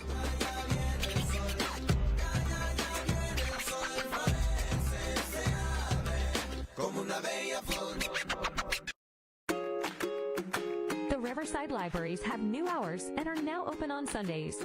Now you'll have more time to explore, study, and learn about the things that matter to you the most. The new hours for Arlington, Arlanza, Marcy, La Sierra, Orange Terrace, Eastside, and Casablanca libraries are Tuesday to Sunday from 10 a.m. to 6 p.m., while the Downtown Main Library is open Tuesday to Thursday from 10 a.m. to 8 p.m. and Friday to Sunday from 10 a.m. to 6 p.m. To find out more information about the new hours along with events and programs at the library nearest to you, visit riversideca.gov/library.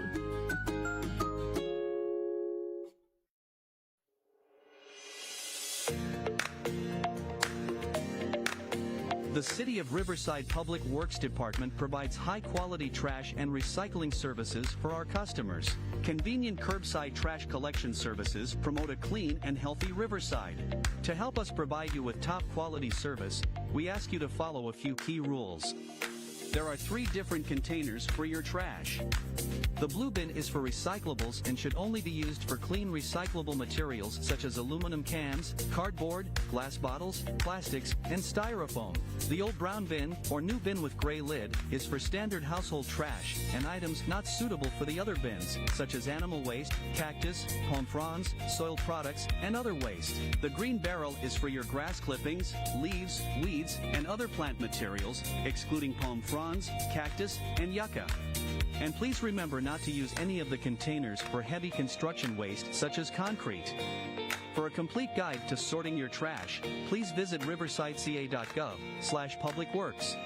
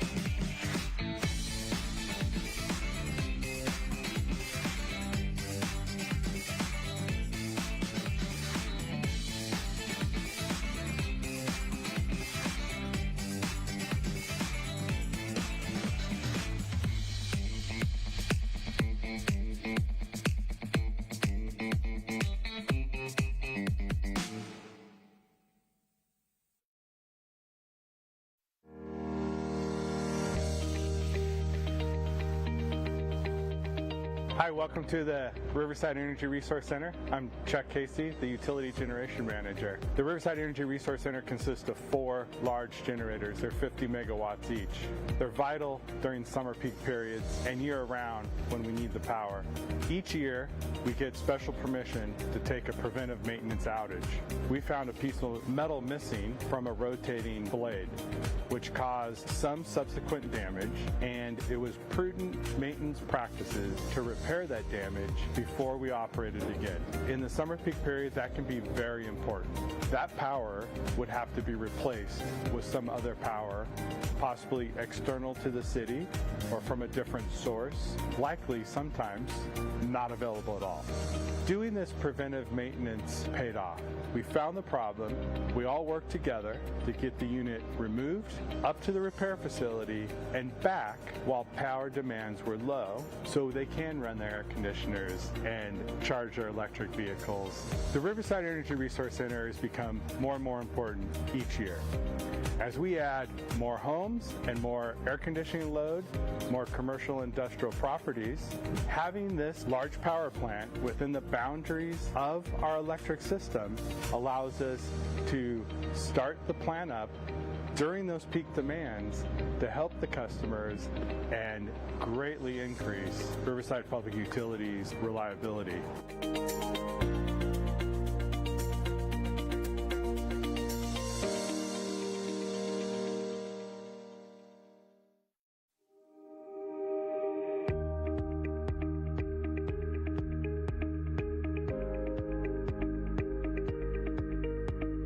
The Riverside City Clerk's Office's mission is to enhance community trust and promote equitable public services by providing accessible and efficient legislative support, digital services, and city records to residents, city council, city staff, and business partners. We prioritize fiscal responsibility and adapt innovative services to meet the ever-changing needs of the community.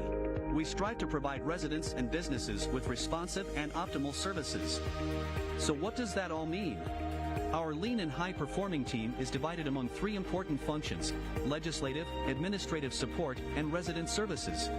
Besides working as a partner with every city department, the city clerk's office is responsible for many public-facing duties such as our passport acceptance facility. The passport team averages over 6,000 applications processed annually, making us the most widely used and highest-performing passport facility in the region. As the keepers of the city's legislative historical record, we are the go-to office for public information requests. On average, our office fulfills over 1,600 requests a year with a 3-day average response time, much faster than the 10 days required by state law. Every 10 years after the U.S. Census, the city is required to redraw its ward boundaries to ensure equal representation, and the city clerk's office is an integral part of that effort. In 2022 and 23, we hosted and attended 40 community meetings to gather input from our residents on how we should reshape Riverside. Visit ReshapeRiverside.com to find out more about this process and to learn about Riverside's new ward boundaries. The city clerk's office is also responsible for municipal elections, as well as the onboarding and swearing in of all newly elected council members and newly appointed board and commission members. Our office processes all applications for new members and provides annual training for the city's legislative bodies. We provide staff and legislative support for 8 of the city's 18 boards and commissions. The city clerk's office also provides agenda processing for city council and committees, as well as the boards and commissions that we support, averaging over 200 agendas processed per year. As the City of Riverside's filing officer, the city clerk is responsible for processing financial disclosure forms for public officials as well as routing contracts for execution. All this work would not be possible without our dedicated team. City clerks truly are the grease that keep the wheels of municipal government turning, and our office is here to support Riverside's residents by ensuring that the decision-making process is transparent to the public, complies with federal, state, and local regulations, and is properly recorded.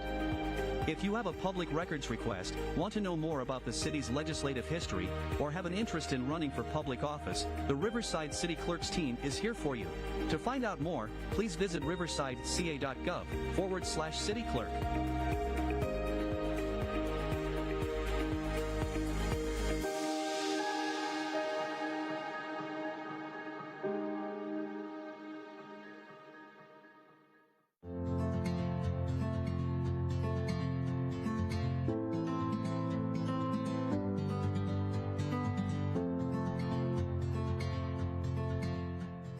So today we're standing here in front of the Grandmother's Mural, and this is a mural done by an artist named Denise Silva, who is a fantastic artist in our community. And we found this mural when she submitted it for another proposal. And when we, the staff saw it, we said this has to go up somewhere in Riverside. So I was a little intimidated by the, just setting in a concept, but I thought this is something that I really wanted to do, and actually I just felt really called to submit it. I had become a grandmother, and the way the universe works, it sent this quote in my direction, and it was, "When the grandmothers from the four directions speak, a new time is coming." So the four directions are represented by the image of the four grandmothers: Tongva, people of the earth; Liseño, people of the west; Cahuilla, people of the desert; and Serrano, people of the pines. When the four grandmothers get together, the folklore is that it's winds of change. And what we have done is, so that there is representation all throughout the community, is we have a grandmother at 4 different libraries throughout the community. And so they're all 4 different locations, but they come together here at the main library. And this main library was a big change for the community from what we've had before to what we are now. Our elders, and them being, people that have given us love, that have protected us, have given us safe spaces. I would love for the community to feel that, because that was an intention that I really put into the work. I really wanted to give our indigenous people of the area, I wanted to give them some representation. I wanted to honor them. I wanted to uplift them. They're a reflection of my own ancestors. They're a reflection of my mother and my grandmothers. And I just hope that other people, especially indigenous people and people of color, see themselves in the art, and they feel seen and they feel honored.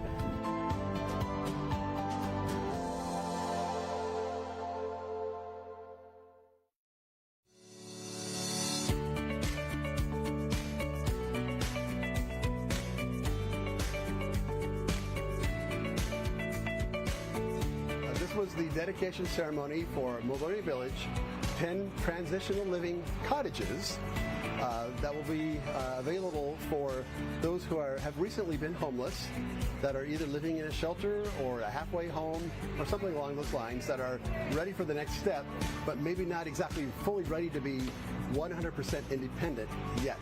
Well, this is one piece and one of a myriad of solutions that we need to address homelessness in our city. So this housing will support some of the most vulnerable people on our streets. We need more of it, and housing at all different levels of support. So we have to start somewhere, and this is a really awesome start.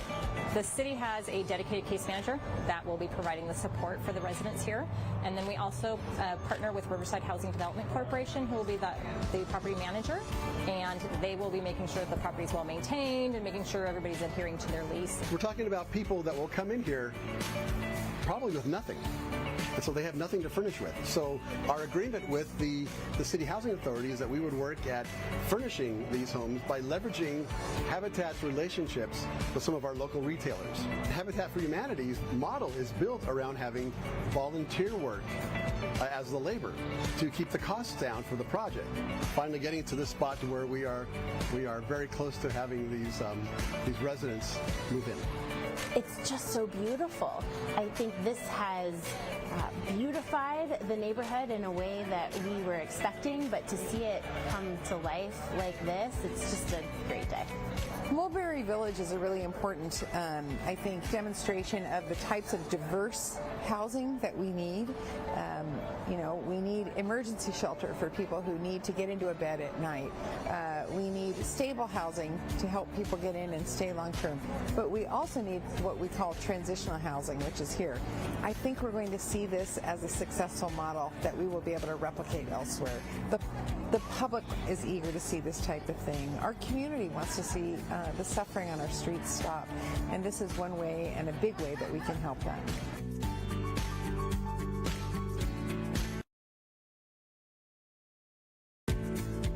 And welcome back. back, everybody. We are here at RCC. We are joined by Virginia Blumenthal, the local legend, and the big-time legend, Mr. Leon Culpepper. Culpepper, you've been the voice of Riverside for how many years now are we going? I've been doing sports for about 45 years here in Riverside. Well, I'll tell you what, we really appreciate everything you've done. I've grown up with you, you know that. My family loves you. But Virginia here has something wonderful she would like to share with you.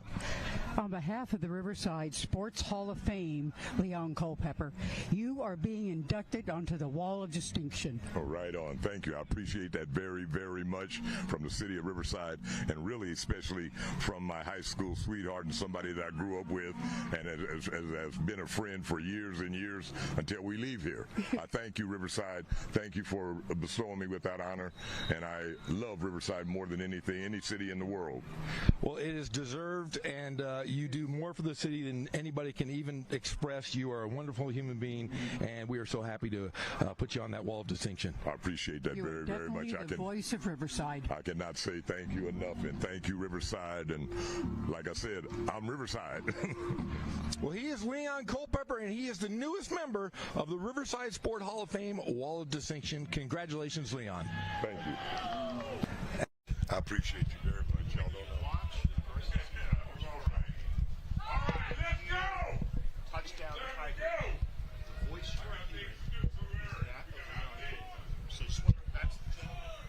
informed that he is going into the Wall of Distinction. Of course, the reason we're doing that, my buddy Jeff Gorham here, you are the vice president of the Riverside Sports Hall of Fame. I am the vice president, and those are the things that you really love doing.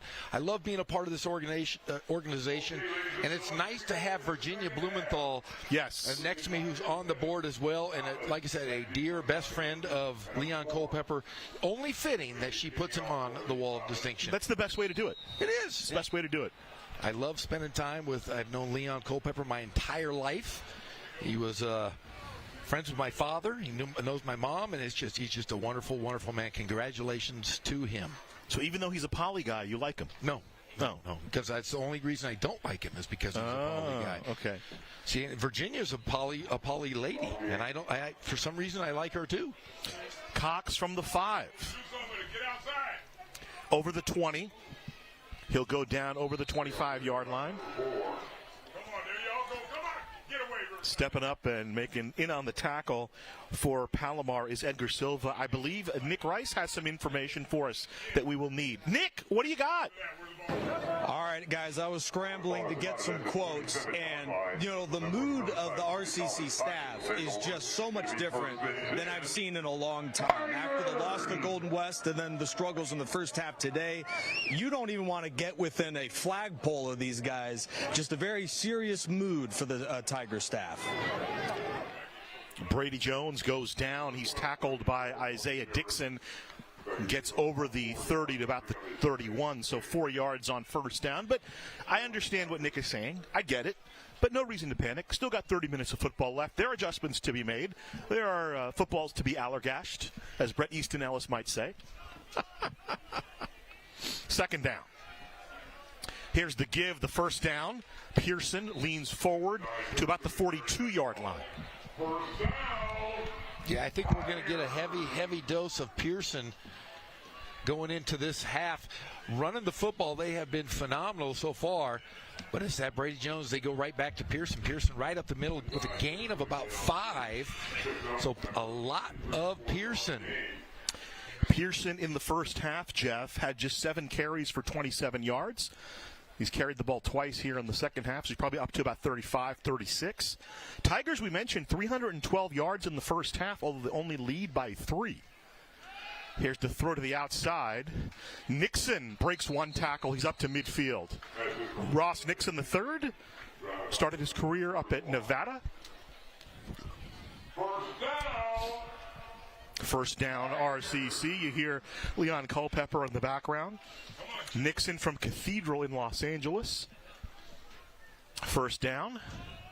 The handoff to Pearson, kind of picking his way, finding some space, and finally ridden down from behind by Sisson up to the 45-yard line of Palomar, a 3-yard pickup on the play. Up-tempo offense here from RCC to start. A complete shift. Owens motions out of the backfield. He get the ball to Cox. Cox around one defender, and then inside the 40. I believe RTA. Instead, that's Andy Devine with the tackle. Inside the 40, so that'll move the sticks to the 39-yard line. 5-yard pickup on the play. And the Tigers, as you mentioned, Jeff, clipping along at a nice pace here. Pearson the carry. Pearson finds some hole and spins down.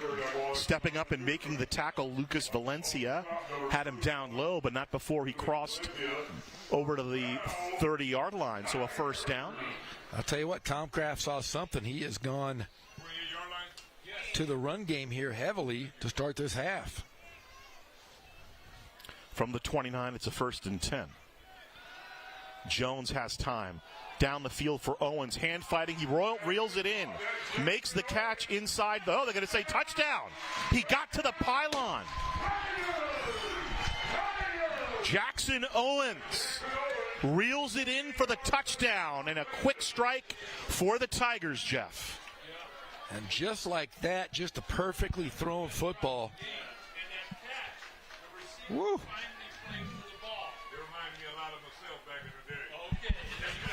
Here's Marin for the PAT. Swings the leg, and he puts it through, and it's 24-14. So a pretty efficient drive. Jones in the first half, Jeff, 15 of 25 for 216 yards, but had those 2 interceptions. Drives the Tigers right down the field here. 77-yard drive, culminating in this scoring strike to Jackson Owens, the Minnesotan. Well, Owens catches the touchdown, but it's Devine Pearson in that drive that really opened up that play for him to catch the touchdown. Yeah, Pearson picked up a couple of big first downs for RCC, and they now lead 24-14. Second touchdown pass for Jones. Second touchdown for Owens as well. He caught a 39-yarder earlier. So 24-14. Owens now has 4 catches on the game for 86 yards and 2 touchdowns. Jones, 18 of 28, 255 and 2 touchdowns to go with the 2 picks. And, hey, this Palomar defense is no joke. For the Tigers to cut through it the way they did, there were clearly some adjustments made in the locker room. Here's the kickoff from Padilla. Bringing it back for Palomar, Vincent Landry the 4th, the freshman. Up over the 20-yard line. Landry out of Vista Murrieta, so he can't be unfamiliar with some of the players on RCC. In fact, his quarterback is playing for the Tigers, and they'll move it up to the 21-yard line. And Palomar will start their first possession here in the third quarter. I'm going to be at Vista Murrieta tomorrow morning. For what? Costco. That's right across the street. Got to go get my hot dog and then get all of my necessities for my little ragamuffins that eat me out of house and home. But every time I go by there, they're always practicing some sort of football. Even on Sundays, they're running routes, doing something. Here's Heron in motion. Tapley was pretty good in the first half. Here's the give to Bosch. He had 48 yards rushing in the first half. He'll twist up to about the 24 there. Second down for the Comets.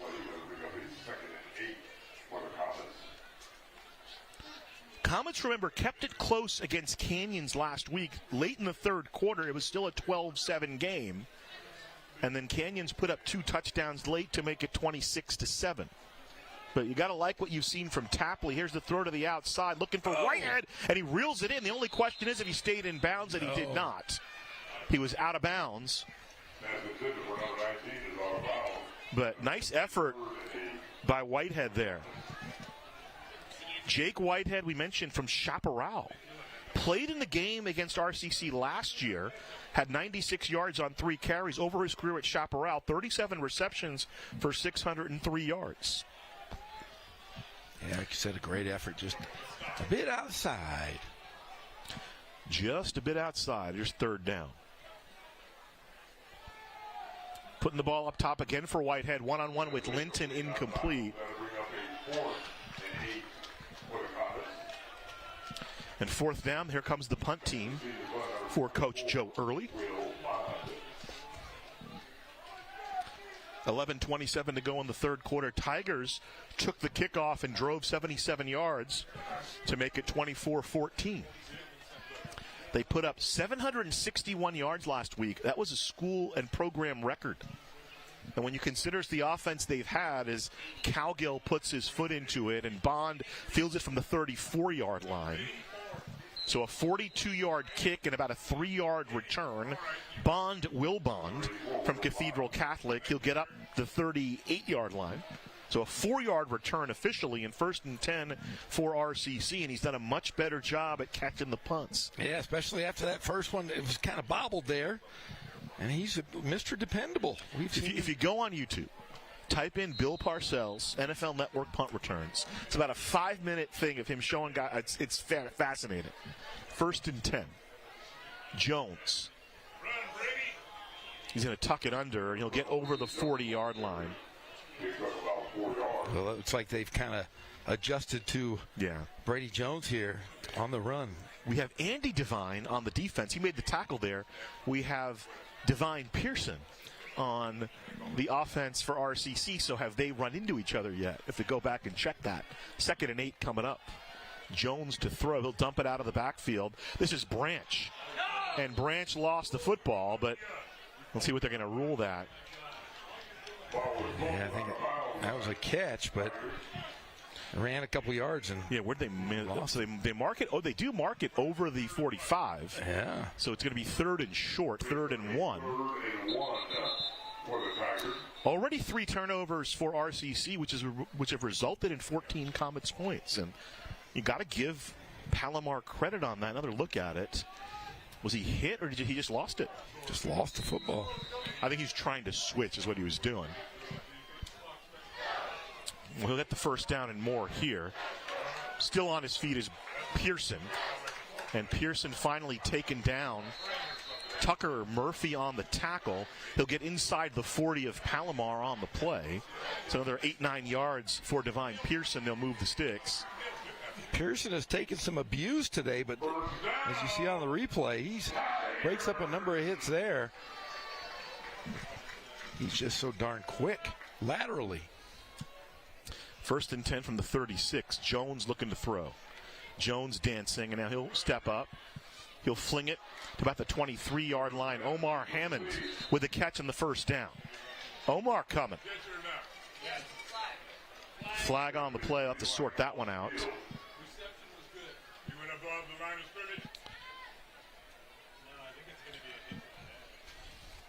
There's a hold. Yeah, that was. So it'll all come back. You know, who did Brady Jones look like on that play? I'm going to ask you. What do you think? Did he look a little like our friend Jake Retzlaff? He did look a little bit like him. I'll tell you where. Let's see.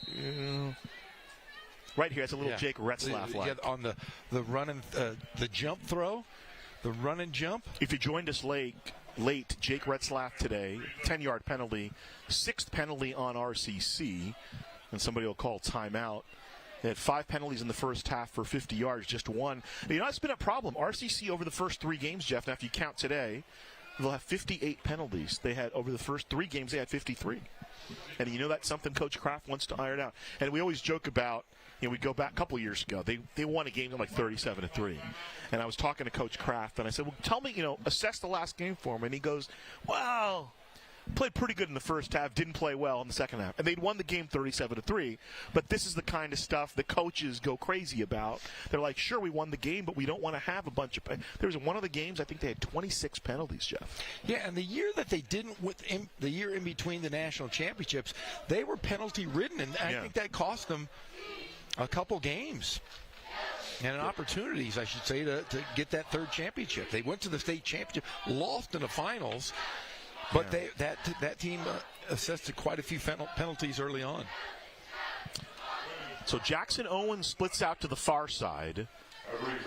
Near slot is Willerford. Trips to the near side. So Hammond, Cox, and Willerford to the near side. So 1st and 10, ball back to the 46-yard line.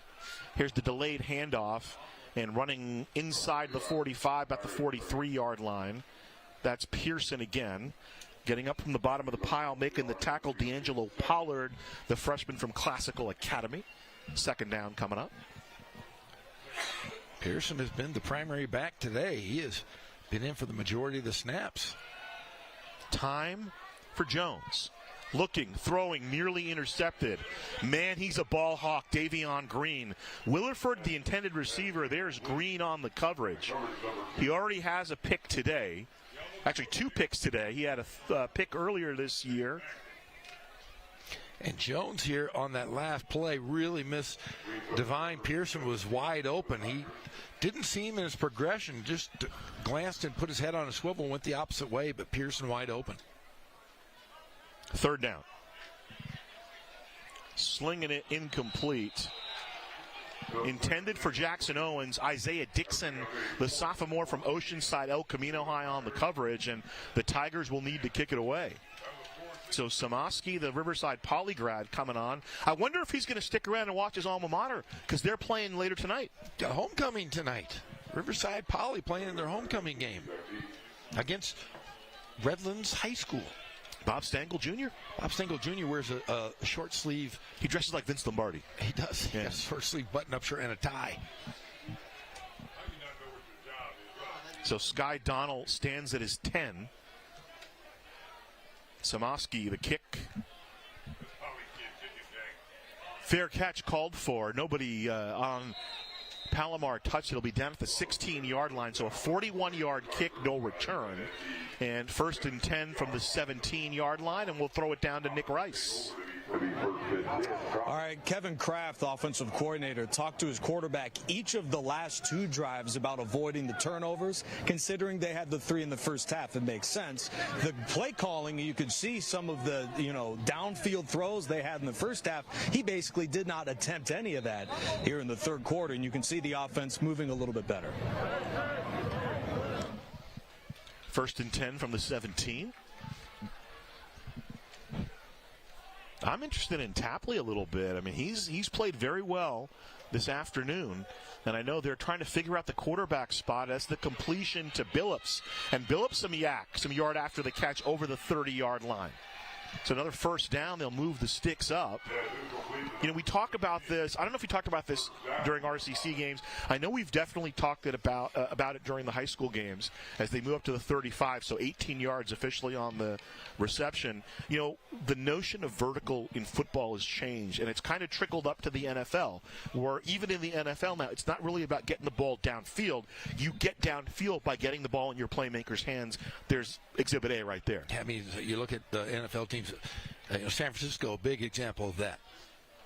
Not asking too much of your quarterback other than getting your athletes in space. And that's complete down the field. That's Morales opening it up. And he's going to go all the way inside the 5.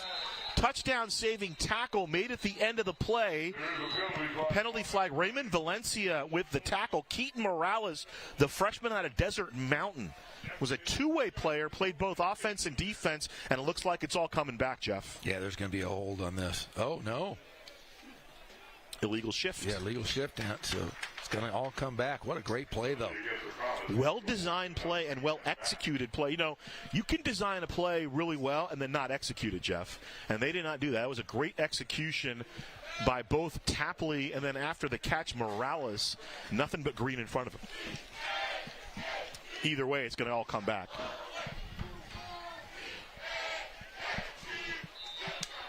But it's interesting because in recent years, probably the last 10 or 20 years, and we've talked about this a couple of times, sometimes people talk about the scoring in football rising. They say, well, it's just basketball on grass, and they use that as a derisive term. But from a strategic standpoint, now all of a sudden spacing becomes a real big deal at the college level. Tapley up top. Incomplete. One-on-one coverage. Sky Donald, the intended receiver. Blair Sylvia Viella, the defender on the play. Yeah, they always talk like 7-on-7 football is what they're saying, basically. But you know what? The run game has come back. If you notice in the NFL, it's come back in a great way this season. Well, you always got to be able to run the football, but it's necessitated because of the speed of the defenders. Now there's so much speed on defense, you got to find a way to counteract that. Kind of like how, you run, the whole thing, the whole Princeton thing in basketball. Tapley throws to the outside. Linton one-on-one coverage knocks it away, intended for Jashawn Williams. Williams, the sophomore out of Lincoln.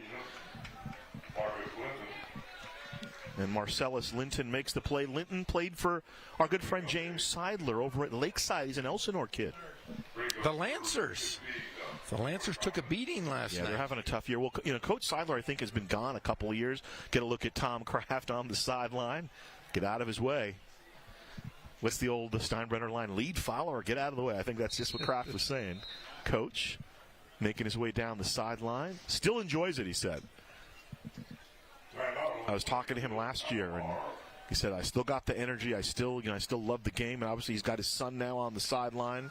Yeah, that's what I was going to say. You just as you mentioned it, how cool is it that he gets to coach with his son? Son comes back from Japan after a great career living overseas, and you get to come and hang out with your dad every single day. Family of coaches. Daughter Lacey, head softball coach at Palomar. Dad Tom, the head football coach here at RCC. He was coach at Palomar for many years. And now Kevin Kraft, who played at Palomar before going on to UCLA. 24-14 here.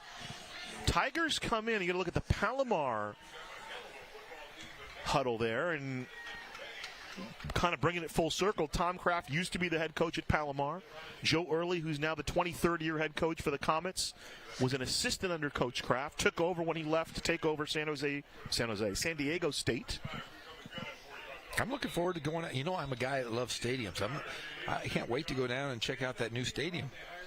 Oh, the Comet Stadium, yeah.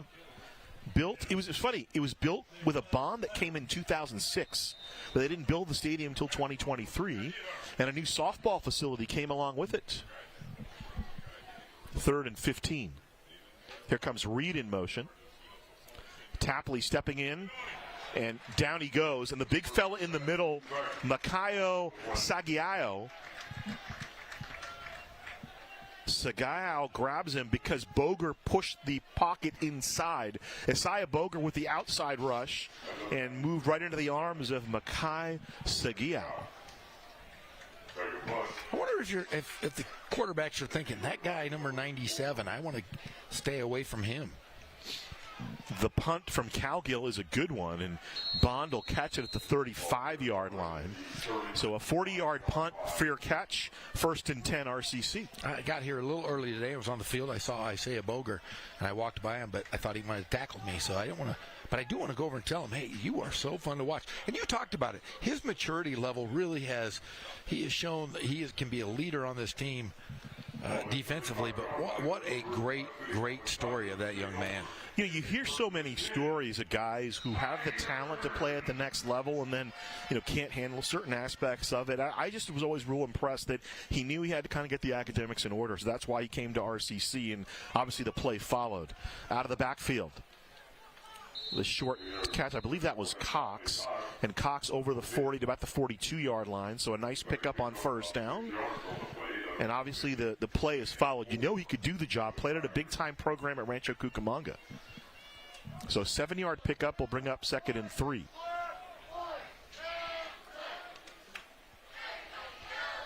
Here's the give.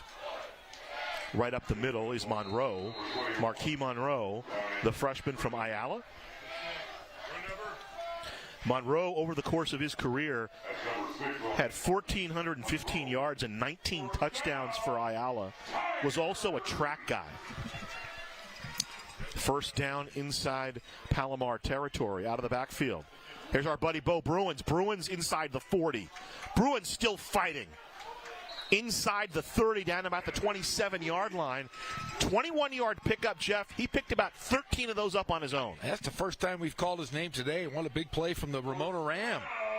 9th different receiver that Jones is connected with, and a little bit of a bobble there. The converted running back gets inside the 30.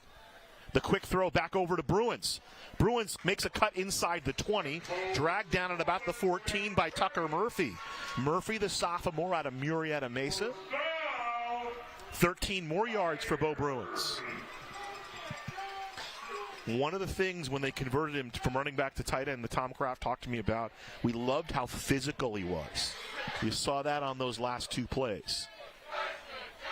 Cox in motion, the give to Monroe. That was a fake to Monroe, and he kept it. Jones kept it, got inside the 10 to about the 6. Brady Jones is earning his keep today. He's going to wake up tomorrow a little sore. So very close to a first down. Didn't quite get it. Had to get inside the 5. At the 5-yard line. So second and short, Jones. This time it's Monroe, and he's right up the middle for the touchdown. Marquis Monroe with a touchdown.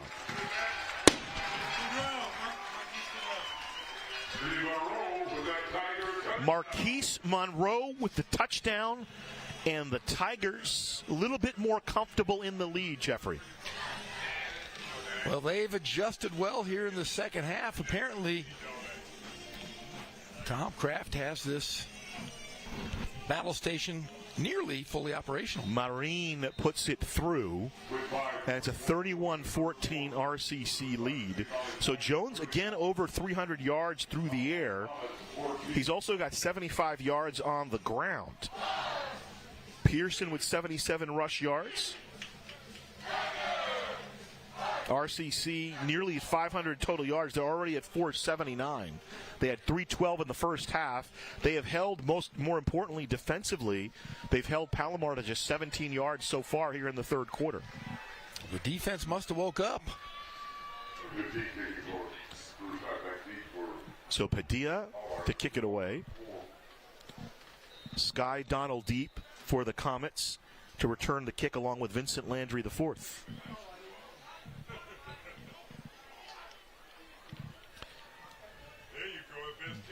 Here's Landry from the 4.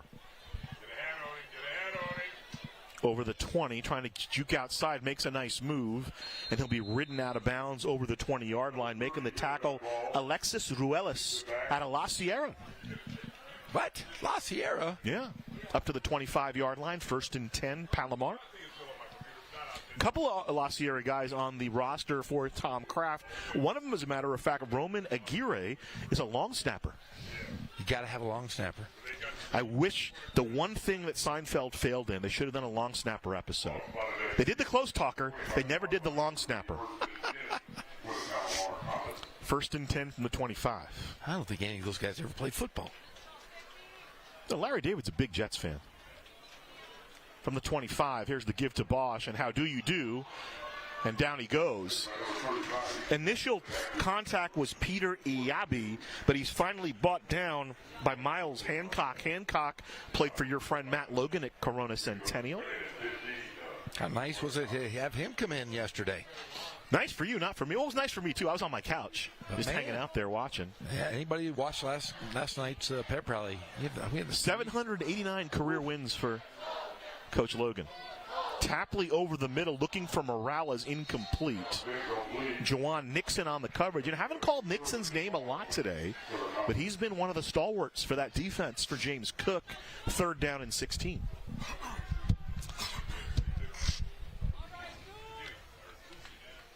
I thought we were in fall weather, Gazal. It's like 100 degrees today. Yeah, it's got hot again. It was warm. It was cool this morning.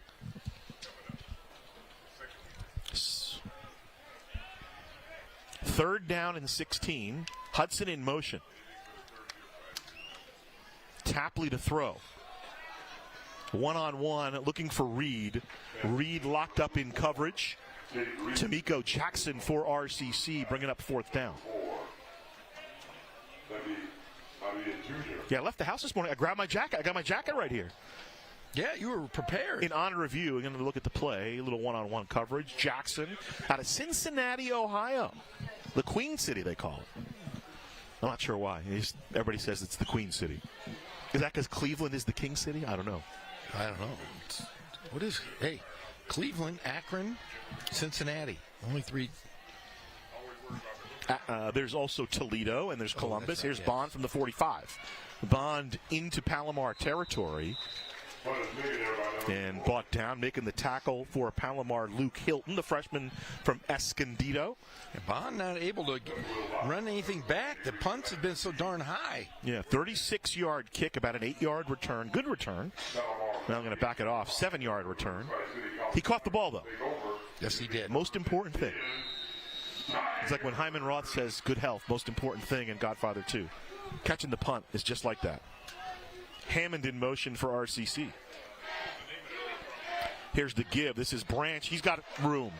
Lowers the shoulder, puts the boom down. He's all the way to the 30-yard line, an 18-yard pickup. Lucas Valencia on the tackle for Palomar. You're a Francis Ford Coppola fan. You going to go see that in Megapolis? I have to. Yeah, I've heard not good things about it, but I got to see for myself. From the 31. Out of the backfield, here's Willerford with a little juke step. Little hurdle. Willerford still on his feet, not for long. Taken down by Artiega, but inside the 20-yard line. Another dozen or so yards on the catch and run by Willerford. 9 different receivers targeted by Brady Jones. To be fair, Tapley has thrown to 8 different guys. 17 different receivers. Look, I can do math. It's pretty good. From the 19 officially.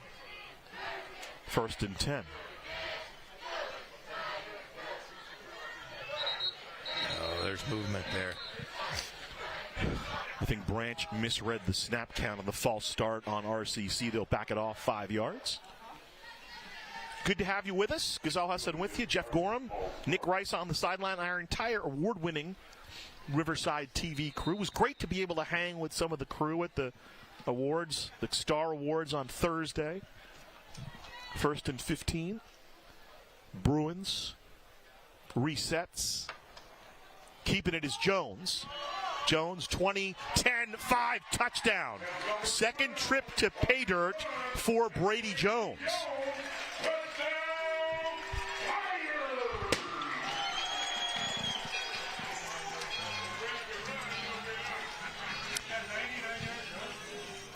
So Brady Jones, second running touchdown. He's also thrown for 2, so he's one up on Jake Retzlaff for today. He's a gazelle, Ghazal. He's close to 100 yards, actually. We got to look at the numbers. Marine on for the PAT. I think 3 weeks ago, I called him a fawn. He looked like a fawn. Now he looks like a full-grown deer. So let's see. 315 yards through the air for Brady Jones today, coming off last week's performance of 535, and I did not realize Jake Retzlaff never threw for 535. Jordan Barton never threw for 535. That's the most. Did you see him dance there at the end there? Yeah, a little two-step. So Brady Jones, 10 carries, 99 yards, and 2 touchdowns. And he's thrown for 315, so a pretty good day at the office. Get a look at the Spirit squad for the Tigers. We do need to work on his dance moves, though, when he goes in. It's all right. As long as he keeps getting in, nobody cares. That's the cool thing about being a football player. You score touchdowns no matter how you do it. You're still cool. Sky Donnell from the 6 for Palomar. Veering up to the 30, and down he'll go. Tackle on the play for RCC. Clayshawn Davis has been a bit of a ball hawk on special teams today for the Tigers. 3:15 to play in the third quarter. RCC has outscored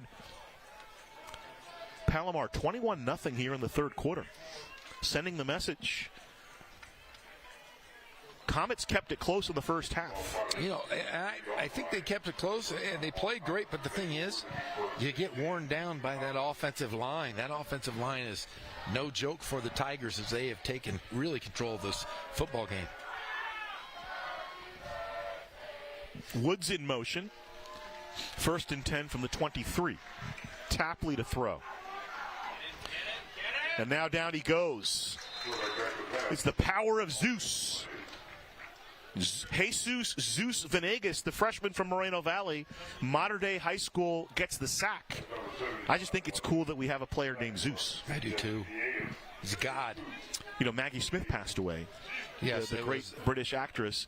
She was in the 1981 class of the Titans. She played Thetis. That's right. And in that film, the great Laurence Olivier played Zeus. And he let forth, well, he didn't do it himself. He made Poseidon let loose the Kraken. 2nd down. Tapley over the middle. Incomplete, looking for Donald. On the coverage for the Tigers, Raymond Valencia. So Chaparral getting tangled up there with Mission Hills High, third down. Well, my kids yesterday, they saw it on the news, and they were like, Professor McGonagall. Why? Who's that? Harry Potter. Yeah, I will never see a Harry Potter movie. You won't read a book? No, I read real books, actual books. How dare you? How dare you besmirch Harry Potter? I mean, if you're 12 years old, it's okay, but I'm an adult. 3rd and 17, over the middle. Complete to Morales, and he's upended by Valencia at the 30-yard line. So about a 14-yard pickup. They needed to get to the 34 for the first down, so 4th down upcoming. Well, we just finished book 1 with Luke this week. That's acceptable. That's okay. I read it to him, so we read. This is the 3rd time I've read the series with my 3 sons. Yeah, and that lady who wrote it is pretty creepy, I think, too. Who? Why? I don't know. She just gives me I mean, if I want to... Here's the punt, by the way, from Cowgill. Bond signals for the fair catch, and he'll bring it in at the 25-yard line, so a 48-yard kick, no return. Listen, if I want to go to bat for a problematic author, it's going to be John Updike for me. I'm sorry. That makes me an elitist. Okay. You ever read Rabbit Run? Yeah, but hey, what about Hunter Thompson? Oh, I love Hunter Thompson. Yeah, he's a kook. Yeah, but so what? Whatever happened? Did they ever find him? They never found him. He died. I know, but didn't he? But they never. Did they lose him? They never found Well, didn't he just disappear? Oh. I thought that they actually buried him. That's right. We're getting word Johnny Depp paid for his funeral, so he must have died. Well, unless he died. I just thought he did. He was never to be seen from again. Cox on the end around, and Latua touches him at about the 28-yard line. So long way to Main Street. 3-yard pickup for Cox. Never get in trouble. So we got to be careful with that stuff, Jeff. You can't get me going on that stuff. I was trying to. Somebody's gonna write a letter to somebody now. He's ripping on the Harry Potter author. Monroe up the middle. Marquise Monroe is going to be ridden down. There's some fans. Move the sticks. Some fans of Monroe down there.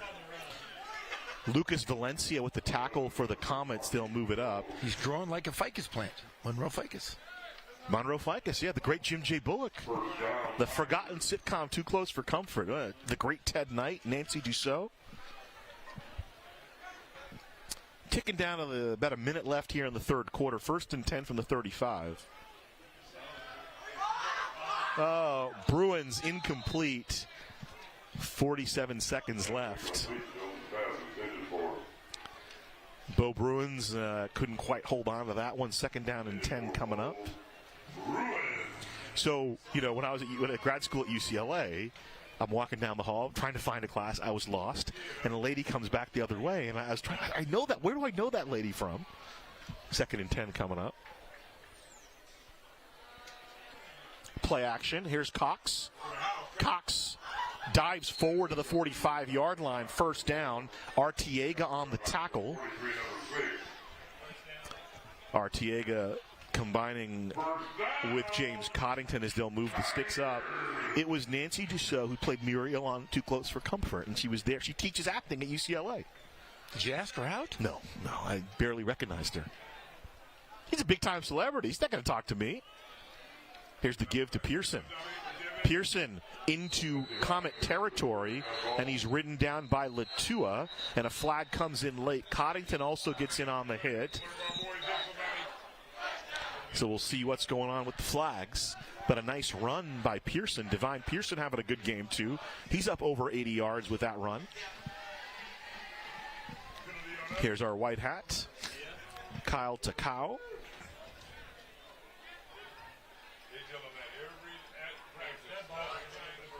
So personal foul on RCC, and they'll mark it off. And penalties, again, we've talked about it. Penalties have been an issue for the Tigers. Now, this is the first personal foul. You're going to get penalties in the course of a game. I don't think there's been anything really egregious by the Tigers today. No. Until now. Hey, we didn't mention. Longtime football coach here, Mike Churchill, went into the Riverside Poly Hall of Fame yesterday.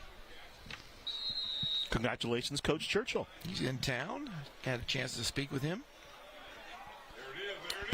Here's Branch, lowers the shoulder, runs headlong into Petey Patrick. He'll be stopped just short of midfield. So give him about 8 yards on the run.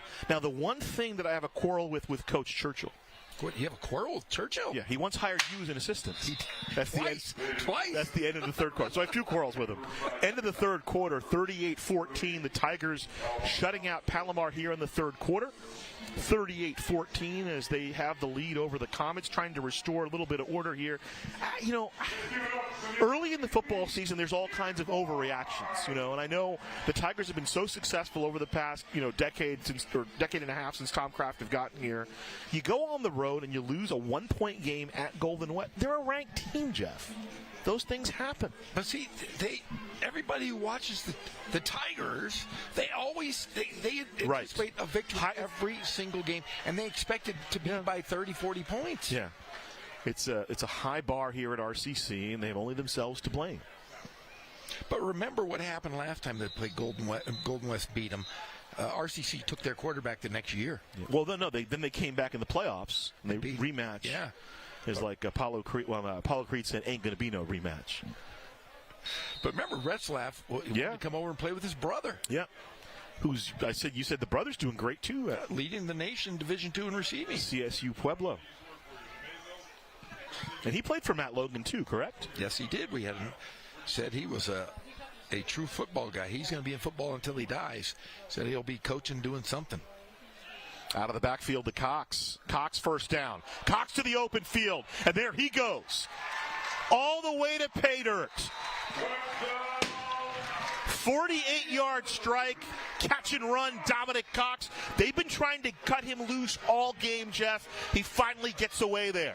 Well, he got away and some. I mean, he just extended anybody that was chasing him. It was like racing. Cox out of Upland, and they like him. They compared him. Coach Kraft compares him to Norion Espadron, who we saw last year. Marine with the point after, and he is perfect. 45-14. Yeah, he's one of those tiny receivers, the Espadron brothers both were, that can, I'll tell you, you get him in open space and forget it. Look at the cannon. Cox came in averaging about 17 yards a catch. That'll boost that up a bit, that catch and run. Wow, look at that speed. I want to shoot a real cannonball off that thing and see if we can hit Mount Rubidoux. You think it could hit it from there? I mean, maybe one of our camera guys can visualize, go over to Mount Rubidoux and then look at the cannon. I bet if we put a real cannonball in there, we could hit something on that mountain. We talked about it in the first half. Going to look at Mount Rubidoux there. I don't think we're going to shoot any cannonballs, though. I want to. I'm going to bring one next week. Do you mind? Bring them. I'm going to bring my I have cannonballs at my house. I'm going to bring them over. Padilla, the kickoff. Landry from the 1. Landry kind of had to go back into the end zone on the spin. He'll still on his feet. He'll slide down at about the 22-yard line. Coming over, making the tackle for RCC, Lucas Irving. Have you ever walked Mount Rubidoux, Gazal? I have not. I used to have a class that I taught her was walking for fitness, and we used to walk up that mountain with a bunch of older women, and they'd bring me cookies. I know, yeah, that was a big deal at Riverside. Like they would do the hikes up the Mount Rubidoux. I think next Saturday we should go early, and you and I shall hike the Mount Rubidoux. Okay, let's do it. Bring some water, and I'll bring a wheelchair. You can push me. Whitehead split out to the near side for Palomar. Hudson to the far side. Tate Reed in the far slot. 31 unanswered points for RCC. Tapley trying to get outside, and he'll be stopped. He'll get over the 26 for about a 3-yard gain. Jalen Curtis makes the tackle, another Upland product for RCC. And we're into the fourth quarter here. Gazal Hassan with you, along with Jeff Gorham, our entire award-winning Riverside TV crew. Great to see everybody today. And bouncing back are the Tigers. They had a big showing last week at El Camino. They put up 761 yards. Right up the middle with the run, Malik William Jones, the sophomore from Menifee. Paloma Valley guy. Maybe he's my neighbor. Maybe. No, nobody lives near me. I don't allow people to get too close. to the inner sanctum. Maybe you'll see him at Costco. I could. But I don't talk to people. People stop me all the time. I refuse. I'm that guy. 5-yard gain. 3rd down and 5 coming up. Tapley over the middle. Reed sits down and picks up the first down. Up to the 35-yard line. 7-yard pitch and catch. Move the sticks. First down, Palomar. That's the first one of the half. Wow.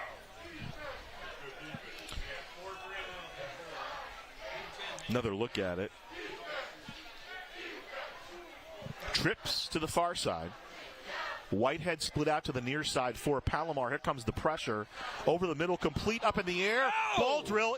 Wow. Picked off. Blair Silva Viella, the man on the spot, off the deflection. Silva Viella, the sophomore out of Hawaii, Lahaina Hula High School. So he says aloha on the tip ball there. What a great play. Heady play there.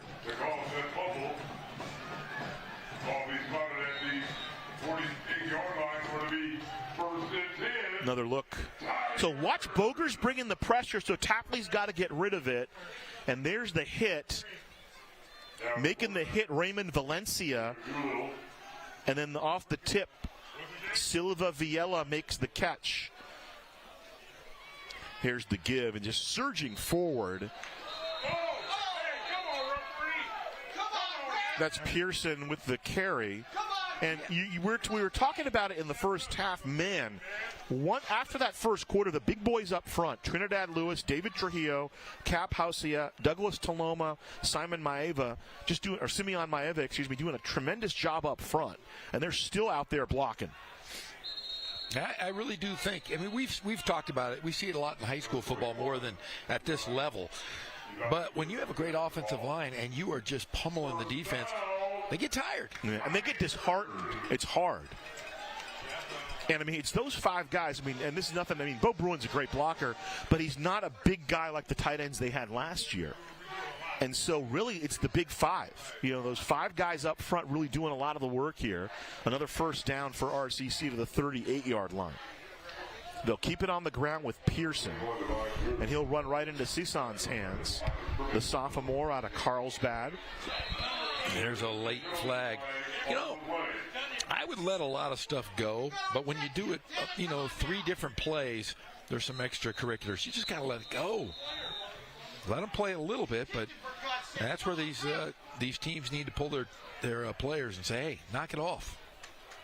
I think this might be offsetting penalties. Let's see if I'm correct here. I mean, here's a team, the defense for Palomar has been pretty good, Jeff. They've allowed just over 300 yards a game. And today, RCC, especially here in the third quarter, they've rung up 300 yards just in the third quarter. Penalty on the play, personal foul against Palomar. So they'll be offsetting. Not offsetting. It's going to be against Palomar. I thought maybe they'd get them both just to kind of clean up the game a little. So 15 yards marched off against the Comets. And then a timeout called, and the official's going to talk it over. The ball rests at the 23-yard line of the Comets. And the officials, they're going to send the teams back. They're going to talk about some stuff. 761 yards last week, Jeff. Over 600 yards this week. And this defense, no joke.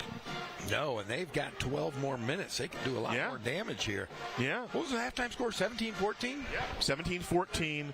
So 38. No, 28. 28 unanswered points since then, but it was 14-14. Yeah. And the Tigers have scored the last 31 points.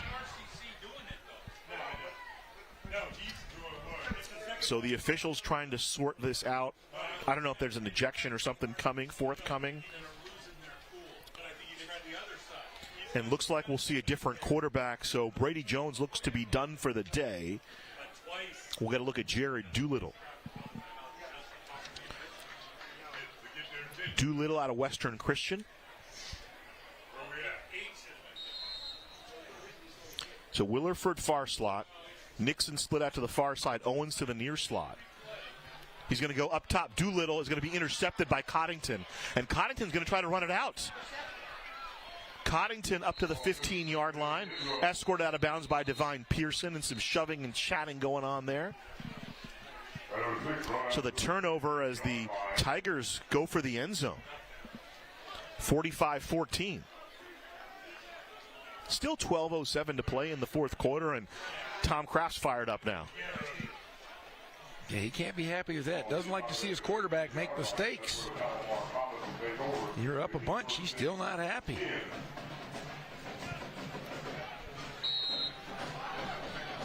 I don't see Bogar out there, but a couple of the starters still out there on defense. Chapman out there. Valencia out there for RCC. Tapley, the starting quarterback, still in for Palomar. He completes the ball to Jones. Tackle on the play by Adrian Williams out of John W. North. Flag on the play. Under 12 minutes to play in the fourth quarter. Jeff mentioned it will be back next week against Mount San Jacinto as conference play is underway, Jeff. There's been we had a good one there at their place last year. I'm kind of disappointed we're not there because it was so close to my house. Yeah. And they had a pizza oven outside the venue. That's a brand new stadium too, right? Brand spanking new.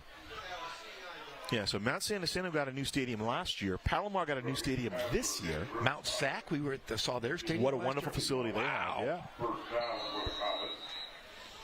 11:56 to go. A roughing the passer penalty.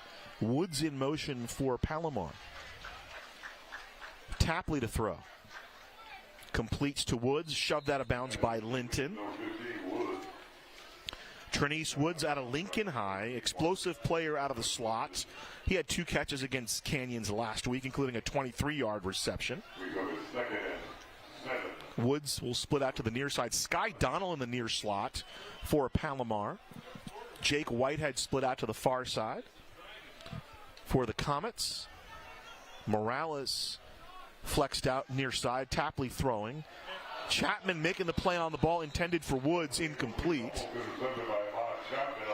Chapman not happy with himself. Did the right thing, jumped the gap, just wasn't able to procure the ball. Chapman played for Nick Rogers at Cajon. Big matchup next week, right? Beaumont, Cajon, is that next week? Next week. The Fighting Steinbergs. 3rd and 7 against the Game of Thrones, right? Yeah. Sits on the Iron Throne. Tapley complete underneath to Woods, short of the first down. Bogar was approaching. Maybe instead of Omar coming, we should just say Bogar coming. Oh, I just saw Bogar just jump and chest bump the coach. I wouldn't want to be chest bumped by anybody. 4th down. Bogar. Camden Cowgill has been very good today for Palomar. He'll be back punting. Puts his foot into it. Another good kick. Great kick. Bond calls for the fair catch at the 30-yard line. So a short kick, only 33 yards, but does the job, flips the field. And it will be RCC football. Jared Doolittle, the new quarterback.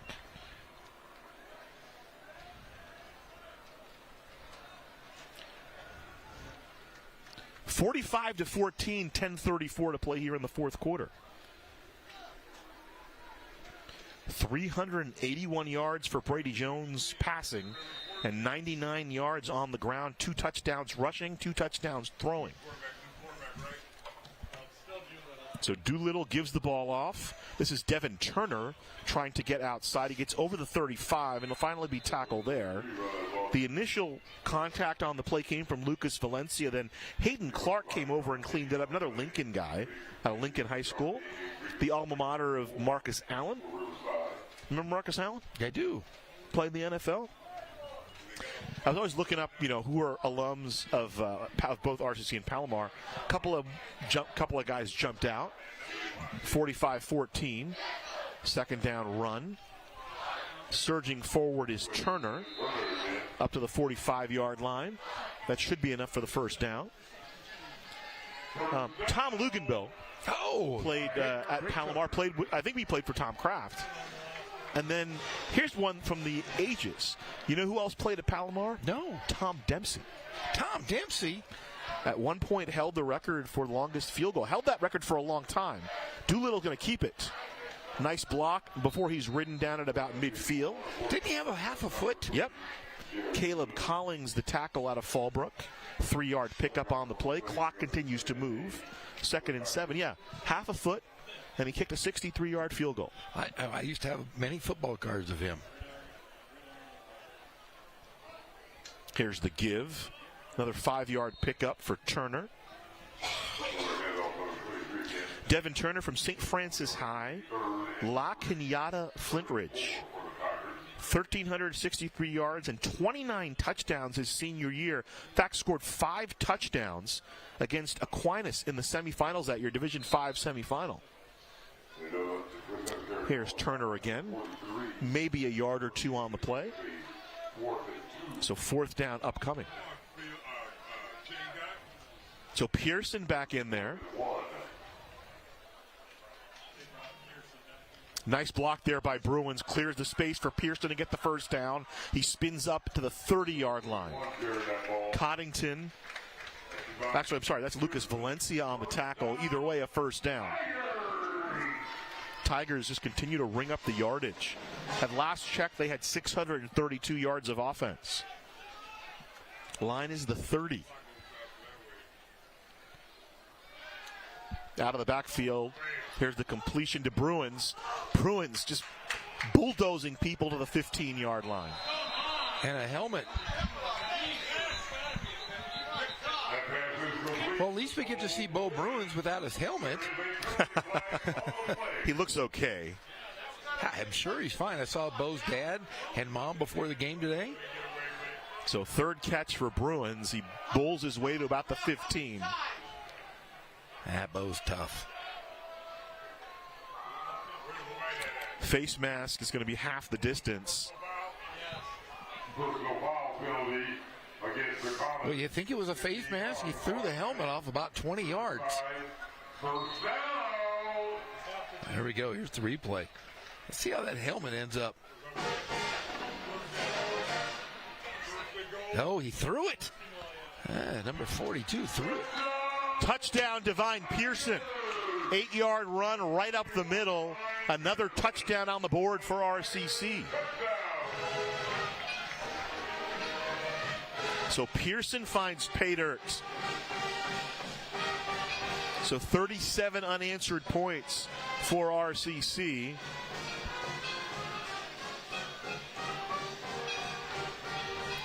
Josh Hossman leads on to try the PAT. Swings the leg. And this one's through. And, you know, we talked about it in the first game when I was talking to Tom Kraft. He was so excited about his kicking staff this year, the staff of kickers. He said, man, we could have one guy do kickoffs. We could have one guy do field goals, one guy do PATs. And one girl do. Yeah, they do. Wow, a big crowd here today. We're up in the booth, don't get to see much, but... Kiara Credo, we see the touchdown there by Divine Pearson. But Pearson has been great today. You know, kind of the Tigers woke up here in the second half. It was a tight game in the first half, 17-14. And some of the issues were on the offensive side. A couple of turnovers. They were moving the ball. They turned the ball over twice. Palomar capitalized. They converted both turnovers into touchdowns. And those were the 2 touchdowns for the Comets in the first half. And then second half, everything's been tightened up. Yes, it has. And Comets were driving. They took the opening kickoff, drove all the way down to the 10-yard line, and then there was an interception.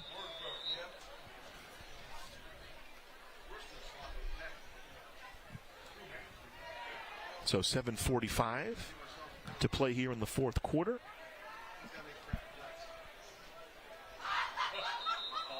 The ball fell off the tee as Padilla approached it. Pedro Padilla from Corona High School. Corona Panthers.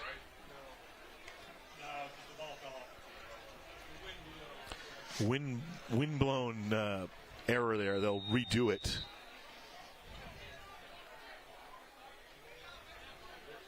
Here's Padilla's approach. Landry backtracking. He'll just stay in the end zone. Ball kick in the end zone. So the offense comes back out for the Comets.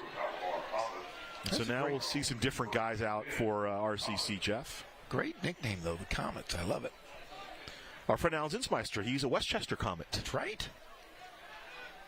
But they don't have an observatory in Westchester. They don't, like they do at Palomar. You ever been to Griffith Park? Of course, many times. Did you ever go there as a youngster, go to the laser show late at night? Never. You were never that cool? I've only been there as an adult. Oh. I didn't live here when I was a kid, remember? Yeah, but you were here in college. You should have been going as hanging out. 1st and 10 from the 25. New quarterback incomplete, intended for Elijah Hudson. Our first look at Jacob Harris, the freshman. Well, second look, he came in for one play out of Oceanside. So Harris, a freshman as well. Been 3 quarterbacks playing for the Comets. We saw Tapley, KJ Chatham, a freshman out of Lincoln High School, and now here's Jacob Harris. We haven't seen Chatham today.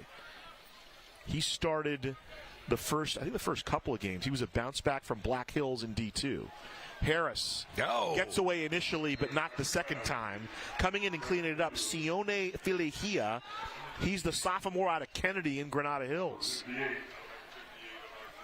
Filihia just comes right down the smokestack. Another look at it.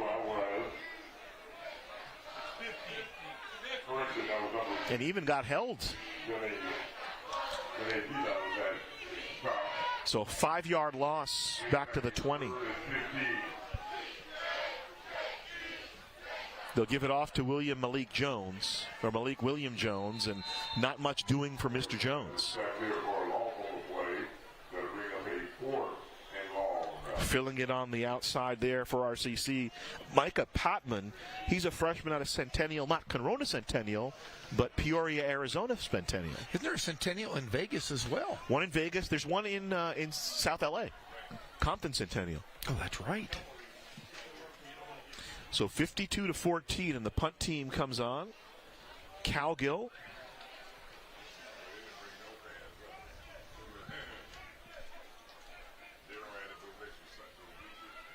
Here's the kick. Cowgill puts his foot into it. Bond towards the sideline. It's going to angle out of bounds. Let's see where they said went out of bounds.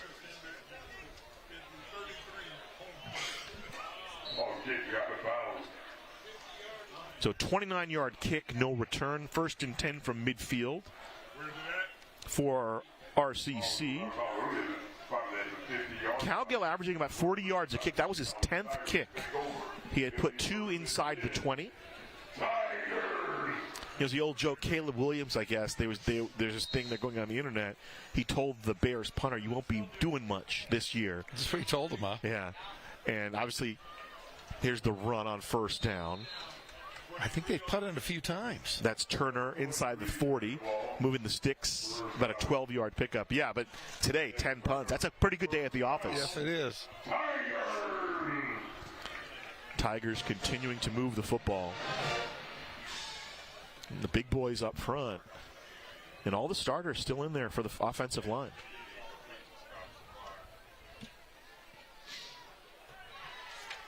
Of course, talking about left to right, Lewis, Trujillo, Hausia, Taloma, Mayaba. The big offensive front for the Tigers. The give to Turner. Turns up inside. Couple of new guys in. We have a new tight end in there. Our first look at Dallas Williams. Williams, a sophomore, played for your friend Jeff, well, our friend, I guess, Jeff Steinberg at Beaumont. Steiny brought his son Jason on the show last night. Who was it? Was it Matheny who called him the Fighting Steinbergs? Yes. That's what it was? Yeah. The great Nick Matheny, head coach at Summit. Old Fontana guy.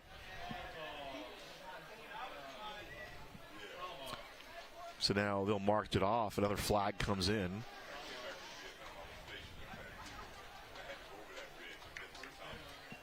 So ball down to the 24-yard line.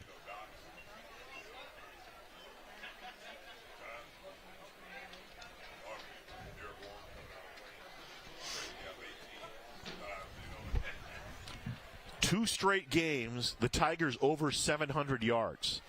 761 last week. They're over 700 again this week as Turner takes the handoff dives inside, maybe back to maybe a yard or two on the play. Some tussling between the offensive line and the defensive line of Palomar. So we get our first look at Namir Hemphill. He's a sophomore from Upland. He gets into the game for RCC. Daryl Booker, and we saw him a couple weeks ago. He's out of Western Christian. He did some special team stuff, but he's in there as a wide receiver now. Yeah, there's 3 players from that Western Christian team out in Upland on this team. And then split out to the near side is KJ Cherry. He's out of Etowanda. They'll flip it out of the backfield, and down at the 30-yard line, making the catch for RCC is Craig Lowe. Lowe, the tight end out of Murrieta Valley. 89 correction. Craig Lowe with that reception. Spent 21 as a redshirt at Chaffee. We just saw Murrieta Valley. They look pretty good, Jeff. Yeah, they are pretty darn good without Bear Bachmeyer, but they get him back. Can they beat Centennial? If they do get him back, I don't think they'll get him back until after Centennial, which is kind of disheartening, but you'd love to see them make a run. They're so talented on that line. Tigers go empty. Doolittle. The Doolittle raid gets down on the 15-yard line. Steven Artiega, the tackle, under 4 minutes to play. You want to talk about competitive? Starting offensive line still in there for RCC. Artiega's a starter. He's still in there for Palomar. Did you say Doolittle? Do-lot. Yeah. And most of the starters on the defensive front are out. And, well, Davion Green's still in there. Tucker Murray's still in their defensive backfield. Coddington's still in there, as is Lucas Valencia. So about half the starters still in for Palomar. Give to Turner right up the middle. Spun down inside the 10. Tackle made by Lucas Valencia. First down RCC. At this point, they're just trying to bleed the clock.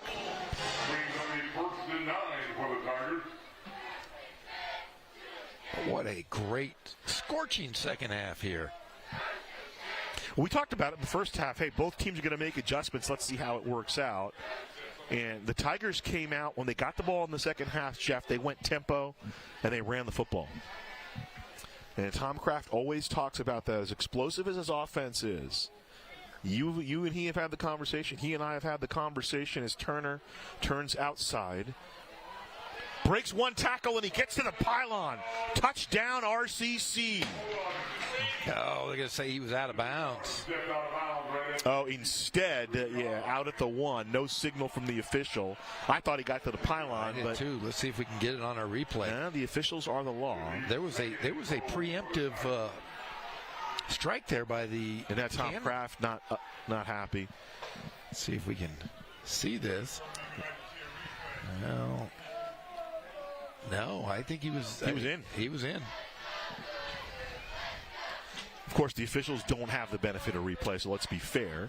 Look at that cannon. Hey, the cannon guy thought it was a touchdown. I think the cannon knew it right. I'm telling you, I'm going to bring some cannonballs next week. Call me on Friday night when we're done, or let me know Friday night to bring the cannonballs next week. I want to shoot Mount Rubidoux. So second straight game with 700 yards for the offense. They got 761 last week against El Camino. That was the most in the Kraft era, most in school history.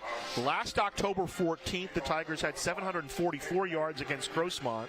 You go back to 2023, that game against Golden West, 728 yards. And then back to 2019, 723 on November 9th against Orange Coast College. And now, again, 700 yards, back-to-back weeks. I'm guessing that'll be the first time in program history they've done that. So here's Kyle Takoa.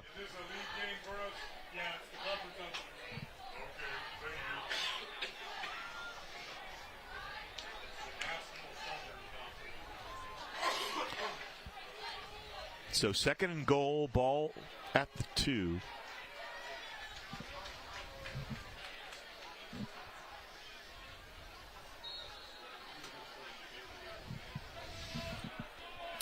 Under 2 minutes to play in regulation. Branch and Turner in. And I think they're just going to go kneel down. Doolittle takes a knee.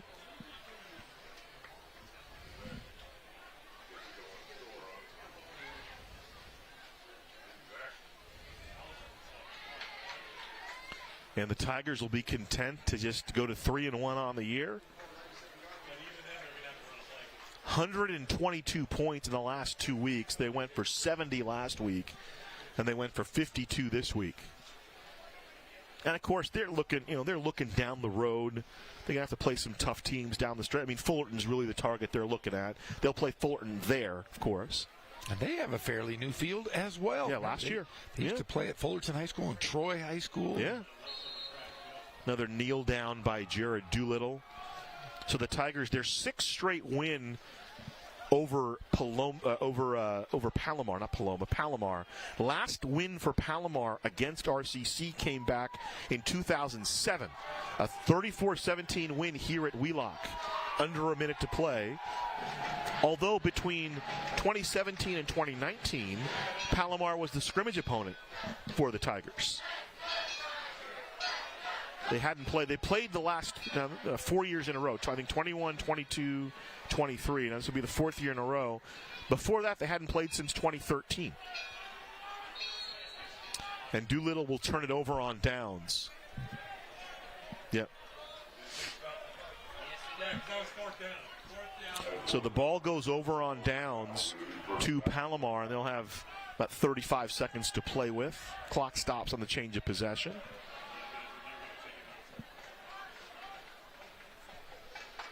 Another great win, Gazal. Now, just to anoint you, I get Nick Rice is not with us. He had to leave, or he had some job thing he had to go to. So we will not have any post game, unfortunately, with either Tom Kraft or any players. Hopefully, we'll get that stuff next week. It's good that we're back next week against Mount San Jacinto. 1 o'clock kickoff, right? Next week. Yes. There's one that's going to be later, right? There's one. I think it's 2 o'clock because there's a homecoming that they're doing.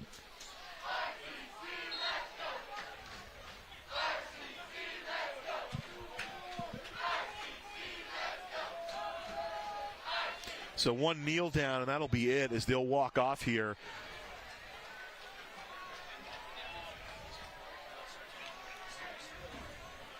$38 unanswered points, Jeff, for the Tigers. This game was once 14-14, and they blank Palomar in the second half. And there's the embrace there from Coach Kraft and his former assistant coach.